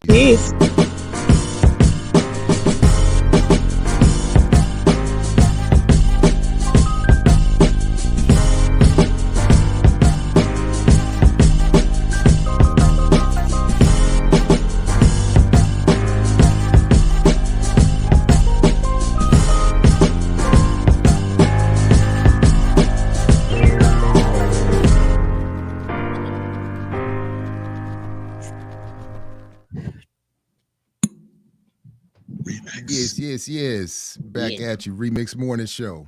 Look at that. 514 people live in the building. Big up. Make sure you hit that like button. Stop playing. Okay. Yeah. It was good being on the morning show. I haven't been here in a while. Yeah. Got that early morning like that. You know what I mean? We gotta send you a new address. Thank you. Hey, yo, Jared, you do me a favor. My internet is bugging. It's like I gotta go on the roof and put 2 antennas with some coils. Could you pull up the people that gave us some support today? If you mind, No. Yeah, I got you. I see what you're saying. Yeah. I'll try to read these names and words. All right, big up to Ray Johnson sending in $5. Thank you all for creating this platform. The passion, the honesty have deepened my black experience. Also agree with Kalanji. Surely not the first time. All right, what else we got? Big up, what Ray. was that in reference to? I don't remember the reference. It was so whatever it was. It was. Oh, okay. It doesn't matter. More important, doesn't matter. Let's get to this one. Read this one. Oh, I got to do this one? Drape-O-Matic, till we all free. Y'all, this is funny to y'all. $10. Yes, I agree with Jab. If Willie D or Boyce won't actually engage the work, book, data, etc., having a debate, we'll do nothing but give them attention they crave. They need to read, beloved. Wait, hold up. Hold up. Where is it at? We don't have it down here. Where is it? Read, beloved. Thank you. You Hiram, did you? I was like, where's it at? Okay, here we go. That was Hiram. Yeah. Shut up. Rob, $4.99. Willie was just salty about Scarface. Tiny Dash and Jab was called a stray. He's like, damn, I ain't get to be on. That was like that award show. Is that what that was? Yeah. Oh yeah, because Scarface didn't invite him to some award show, right? Yeah. See, I wasn't gonna. Yeah. I'm gonna leave Willie D alone, Jay. I'm not. I haven't said a word. This is a chat room. This is a chat. It's the chat room. Hey, Rob. I mean, you know. Let's go get you beat on. He is raking in the dough over here. $9.99. Y'all see Mayor Wu in Boston to release a public apology on behalf of your city to Willie Bennett after that murder in Boston. Doc about Charles Stewart and Boston racism. Wow. Okay. All right. Okay. Thank you for the support. Keep going. Let's go. ZZ Lion Dad. Another $10. Let's get it. Well, the other one was $9.99, but we'll take it. Y'all need to pull a map to show the people the Red Sea, Asian to Europe route, Yemen, Djibouti, Eritrea, Sudan, Somalia, Saudi. Forgive me for trying to play Air Doctor. Yeah, he knew what was happening out the gate. ZZ set you up. He did. Big ass words. You ain't smart. Big up to April J. Taylor. Sending in $31. That's my homie right there. So appreciate this platform, particularly the geopolitical perspective Erica brings. Here's $10 for Erica and $7 for each Kalanji, Dr. Jag, Kim, truly. Y'all, thank y'all. Much love and peace. What about my? I will take my $7 in Cash App form, please, and thank you. I'll put it in the private chat. No, I think that's perfect. I am exactly worth $3 less than Erica. That's perfect. Exactly right. Monetized perfectly. Back in there, $5 more. Big W for Bluebird. Delta Airlines workers in Georgia are trying to unionize the mechanics and flight attendants. Okay. Right on.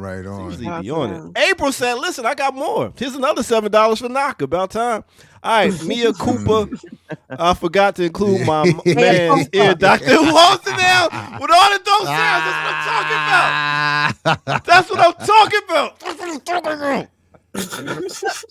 All right, and one more. All right, 99 cents. You balling.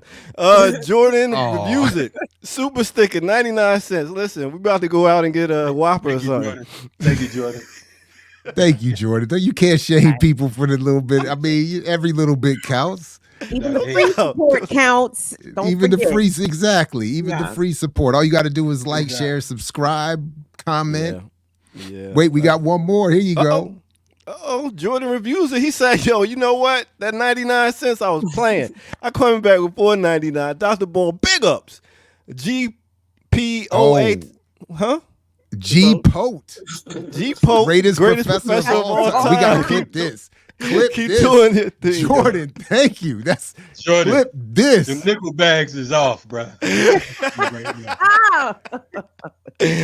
on. The Is he a fact. student? He's trying to get them last I don't grades know. in for the semester? Grades already submitted. They already submitted. My job is done. This is real. This must be real.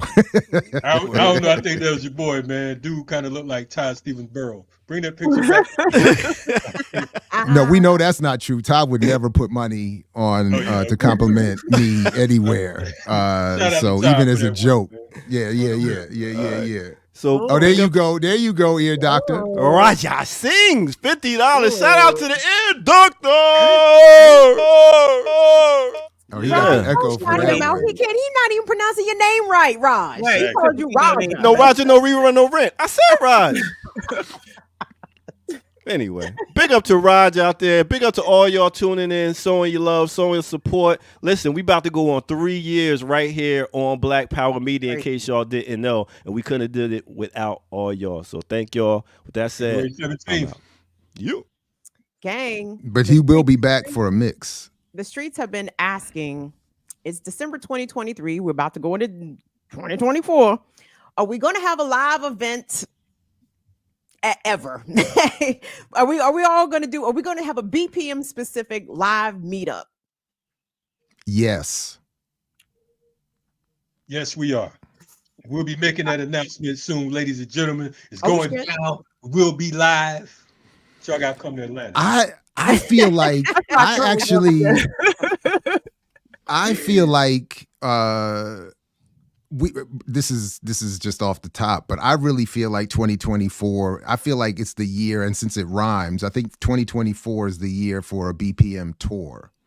A tour. I feel like there's going to be a kind of I don't know why. I just have a feeling there's going to be a series of maybe pop-up events, some BPM pop-ups. So I just would encourage people to stay tuned. That's all. Speaking of that, 2024, June 9th through the 11th, we have FTP 20, hip hop, activism, martial arts down here in Atlanta. You can look at it as quote unquote Culture Con. So save the date for that. And you're gonna see a lot of what we're talking about here today. We might have to do a live at FTP 20. So we'll talk to you. I'll talk to your management, because Jared has different management than I do. And we'll see what we can do. I could definitely see 3 events. Like I could see a New York, a Mid-Atlantic, and then Atlanta. Midwest and on Westwood, I don't know. I don't know how we get out to the Midwest and out to the West Coast. Just go to Atlanta. They could just go to Atlanta. The folks in the Midwest. You just put everybody in the Midwest in Atlanta. Now, come on now. No, they could just go to Atlanta. That's how they do in most of them conferences. No doubt. We got to do one on the West Coast as well, though. I don't see why we can't get to LA or the Bay or both. As long as y'all got money for my first class ticket, I'm with y'all. Look at y'all. We got to do DC. Swirl City. Get paid, so. Swirl City. What do you mean? Erica, what do you mean you don't get paid? You didn't get that check? I am a volunteer. Let me check my damn thing. I'll be unionizing soon, though. Okay. I'll be unionizing soon. No, I definitely think we are overdue. I think we are overdue for a live event. I think the channel has grown in such a way that we are doing numbers now that could totally sustain a live event. I know we may have some trepidation, would anybody come? and I think people would come. Yeah, I think we could get a hundo in this DMV, maybe 50 to a hundo up in NY, a hundo down in Atlanta. At least I'm giving conservative estimates here, so I think we can bring an audience. Would y'all come, remixers? I guess I'm asking the people on screen. Let me ask the people who put the vote in the chat. Put the vote in the chat. Where would y'all come to see it first? How about that? We just start. In fact, what I'll do is I'm even gonna while we're sitting here, I'm gonna do a poll. I'm gonna throw up a poll. Start a poll.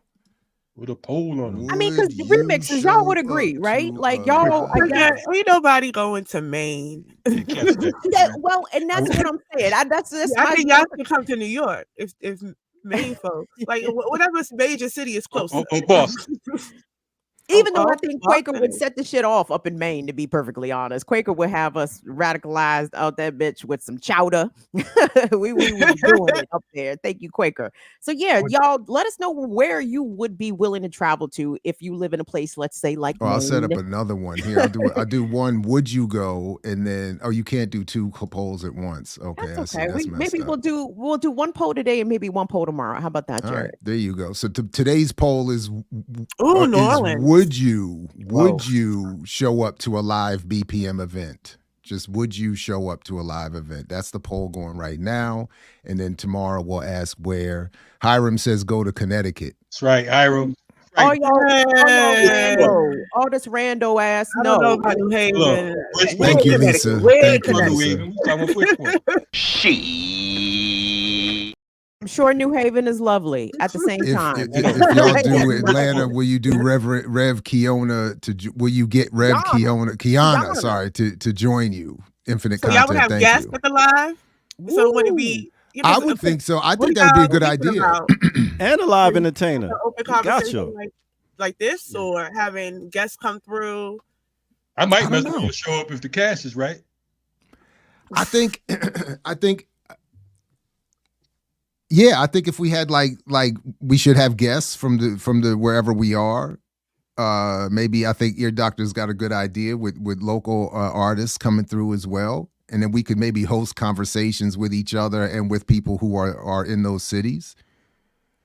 I think that's one aspect of this has to be an Ear Doctor party though. Like the Ear Doctor has to party. Like we have to party out this bitch. And I submit a suggestion for a weed bar. DC is where it should be. We can't do that in Atlanta. Oh, that's right. Fact. Oh man, the weed. Do it in Atlanta. DC.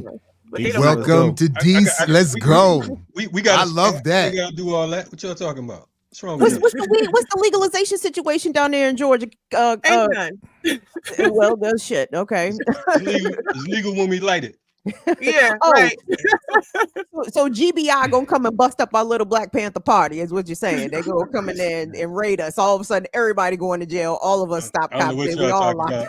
I don't know what y'all talking about. And then go too, like DJ B Love said. Yes, we could get to. That's exactly what I was thinking about right there. I was like, get the pocket, get the green, I mean, what could be better than that? Who's gonna host us? BPM hates the South. Josh, that's not true, Josh. Where are we going to have the party at, Josh? Legalize, Josh. They still got cannabis the South hates legalization, right? They got cannabis prohibition in the South, Josh. It's not a friendly space. It's not a friendly space for us. We are weed heads around this bitch. Well, let me speak for myself. I'm a weed. No, you can speak for us. You can speak. You speak on. Speak on, Kim. Speak. All of us are cannabis consumers, and I can't be in cannabis restricted places no more. It feels like oppression, worse oppression. Right. Right now that I'm one step farther removed from oppression, I need to keep it. I keep it at arm's length. I can't feel it up all of me like that. Hell no, man. Y'all the type to get a permit to resist. I ain't messing with you. That's the only way to do it. Can't be out here. Man, Kalanji, I still got PTSD from the police tearing up my car looking for steeds and stems. You know what I'm saying? I cannot be. Wait, who are the 5% who said no to a live event? I'm just kidding. Speak up in the chat. Who said no? Well, fuck them. They wasn't coming no goddamn way. It don't even matter who it was. I'm curious, like, why? What's up? They wasn't coming no way. Actually, rescind that invite to that 5%. You ain't invited. You can't come. What about Chicago? Can't come to the boom boom room anyway. James, right, that's it. James said weed is legal in Chicago. Let's go. That's why I asked. And I love Chicago, but depends on where in Chicago y'all talking about. Everywhere y'all gotta be high to say in Chicago. But anyway. I love Chicago. We good all over Chicago. Definitely and then Diallo can host the after party. I'm there. I'll carry the crates for Diallo. Oh, goody. We can only do Chicago June to September. However, I'm not fucking with Chicago in the cold times. No, this has to be summertime shy. We was in Chicago one April. I was up there with Chairman Fred Jr. and DPs. We went inside this club. There was a performance. Everything was good before then. We came out. Everything was covered with snow. I'm like, damn, it's April. Like, April. How they do that? Where they do that at? Snow in June. In Chicago. Exactly. We good on that. Let's go during the taste. Taste of Chicago. That's interesting. Yeah. Anytime summertime in Chicago would suffice. What does it look like to get venues and stuff during that time if it's busy? Touche. Trump Towers. Shut up, Jared. Unless we're going to do it in the plaza of Trump Towers as a fuck you to Trump, you know what I mean? Well, we do have February 17th, as it was mentioned earlier, is the 3rd year anniversary of the FTP of Black Power Media, BPM, them initials. It'll be our 3rd year anniversary, and actually, to Air Doctor's point, Renegade Culture was actually started 6 years ago. So it started 2 years before BPM on the same day. So our first episode was shot. First episode of Renegade Culture and our first live of BPM was on February 17th, which happens to be the birthday of U.E.T. Newton and the death of Khalid Abdul Muhammad, all in the same day. So just quick facts. I guess we'll be planning something for February 17th. Good people. Well, I know Saturday. Well, I mean, it's a Saturday, so it is a Saturday. So I don't have a problem with that, and we can, I'm down for whatever. I'm down for whatever. I like all these ideas. So background. BPM killed Renegade Culture. Is that what happened? Whoa. I found Renegade Culture through Jared. Jared used to talk about you all the time. It was my favorite show. You wanted to be a co-host, I think. I did. I had Renegade Culture envy. Well, hey, listen, fun fact, RemiX. That's where the name came from. Renegade Culture, and I mix what I like for folks who that's it. Know that. We could have saved that for a trivia, but that's what I didn't know that. Yeah. Well, now that you've said it, now people have had a chance to know it. So the faithful will have a chance to be rewarded for that at some later date. That's right. That's right. Right. I already. Right. Oh, right. I already have a commitment on the 17th. That's right. I'm booked. I'm busy. Thank you, Evan and Bat Baltimore. I'm busy that day. So right after Saturdays with Renee, I gotta go. Yeah. But that's BC. You have another commitment with Bat Baltimore in January. My bad. Thank you, Bat. Thank you, Bat. And I won't be around either. We got birthday celebrations on the 18th. So, that's that. Oh, and look, there we go. Look at the balance is there. And Troy found me through Renegade Culture. So there it is. Oh, this is just virtual hugs. Right. I was Aaliyah just said they remember because I didn't even know that you all recorded in a studio initially because I only listened to you all like on Spotify or Apple Podcasts.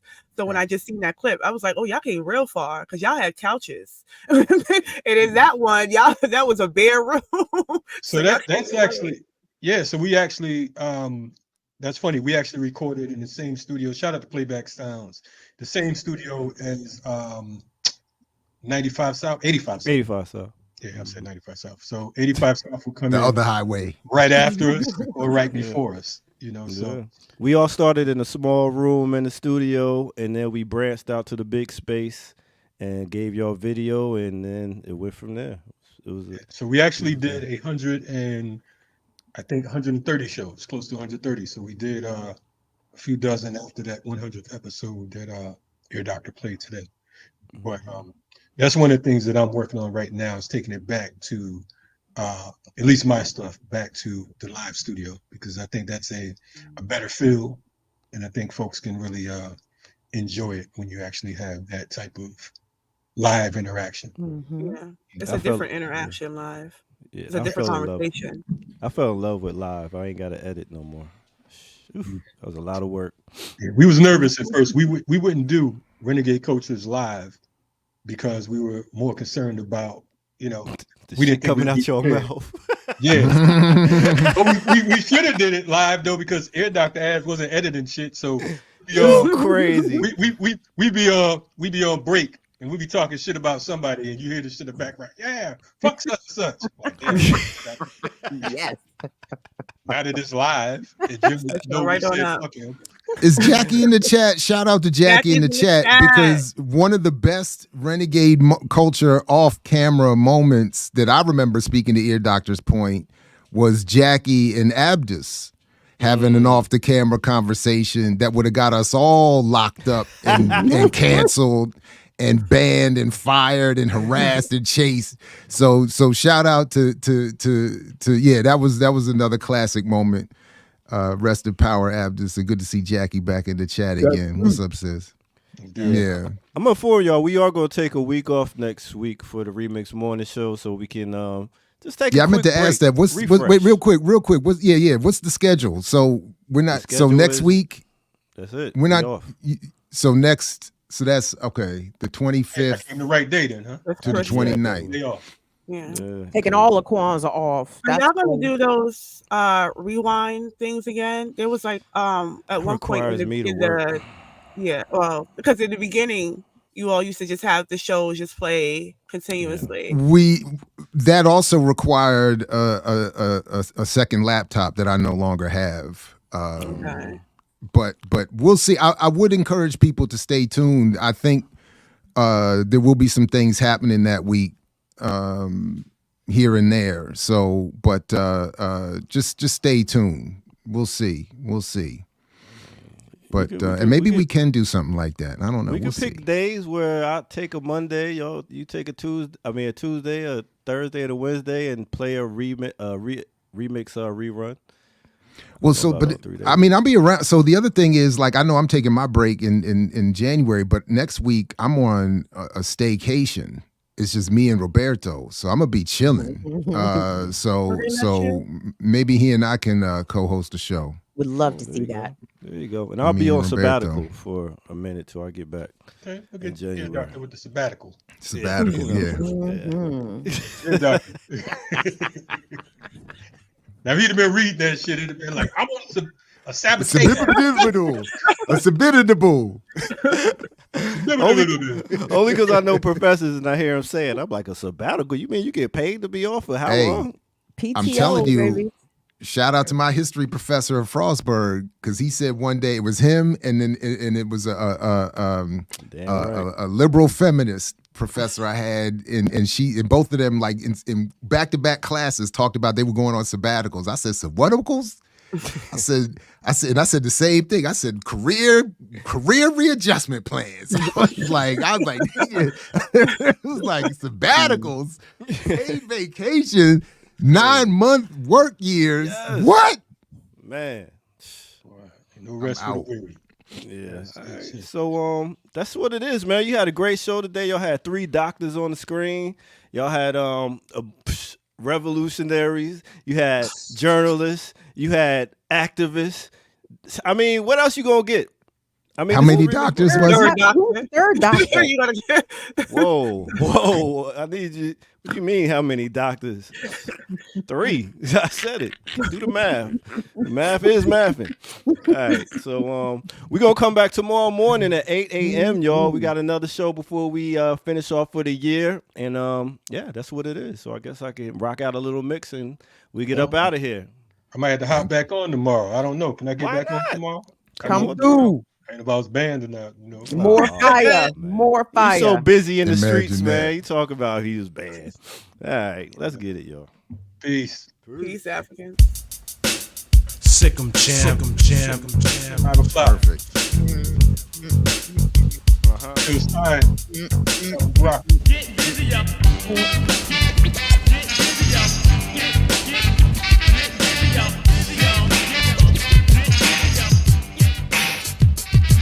Well, I have a new dance that you all must learn. You may have seen it Pee Wee Herman, but it's had its turn. Check it out, party people, cause the party is burning. For a new dance, I know you've been yearning. For all you people concerning. A brand new dance called the Pee Wee Herman. Let's go! Your hand into the front, and if you can't hear the music, say huh? What? At the doing the dance, it might hurt your back, but just look at the crowd. Say I meant to do that. It's the band we heard a new dance sensation. Just go with the flow, cause it's keeping blood naked. So girl, everybody rock with Joski and the T who's dance called the Pee-wee. Girl, ooh, you look fine. Say what? I wanna do ya. I get busy. You keep my body busy. Every time I get near ya, I want to act like a grizzly bear. You got long hair. You play hard to get, but Africa does not care because there's plenty of fishes out there in the sea. And I can find another if you don't want to be with me. You say you have a boyfriend, but like you said, he is a boy. I am the real thing, and he is just a toy. Something that you pick up, play with, and put down. But girl, you can have me all year round. Don't want to get you upset, I just want to get to you. Cuddle up close and let you know I want to do ya. I'm gonna do ya, I'm gonna do ya, I'm gonna do ya, whoa, whoa, whoa. To the best of my knowledge, I guess that I'm fresh on what I manifest. I never Hold it. What's going on, Josh? Okay, what's the purpose of you stopping me? Yo, man, kick the rhymes you was just kicking at me a while ago. Alright. I'll wax say maim, rapper super claim to be the epitome of this game. Running like a hard, rugged and rough, soft like butter, creamy like a funk on the mic. No sense, very dense. Just listen to the gangster and I will commence all. My power of speech, the title of the gangster they try to impeach. Come on. The bass is thumping, the party is jumping. I got the rhymes to keep your body pumping. Let's go. To keep you rocking, that's what I intend. It's ain't number one on the sweet tea agenda. I'm gonna break it down so you can see the skillful way I recite my poetry. Quick as a flash, I pop up on the scene. Break out the Casio and the drum machine. Got to get busy cause I know I'm down. As I tap into my instruments, this funky sound. Prone to make your body start to perspire. As I turn the volume up higher and higher. Grab my JVC, pop in a cassette. Okay. Have the people stomping to my beat. All right. Play it for my friends cause it sounds so neat. And they ask, what do you call it? It's my beat. What? It's my beat. It's my beat. Yeah. That's what it is right here on the Remix Morning Show. In case you didn't know, we rocking out. I go by the name of the Ear Doctor, and this is Black Power Media. Let's keep it going with the mix right here, the Remix.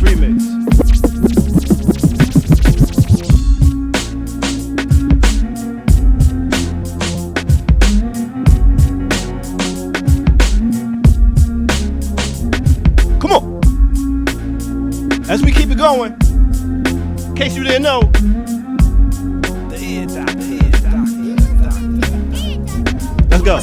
The bridge is over, the bridge is over. Bye-bye. The bridge is over, the bridge is over. Hey, the bridge is over, the bridge is over. Bye-bye. The bridge is over, the bridge is over. You see me coming in, he dance with the slipper sensi. Down with the sound called BDP. If you want to join the crew, well, you must see me. Say what? You can't sound like Shan or the one Marley. Shannon Marley Marley, my rhyming like the game. Picking up the mic, man, them don't know what to say. Saying hip hop started out to Queensbridge. Saying lines like that, man, you know them can't live. So tell them again, we come to tell them again. Tell them again, we come to tell them again. Tell them again, we come to tell them again. Tell them again, we come to tell them. Manhattan keeps in it, Bronx keeps creating it, and Queens keeps on faking it. Woo, we rocking out now, y'all. Let's keep it going.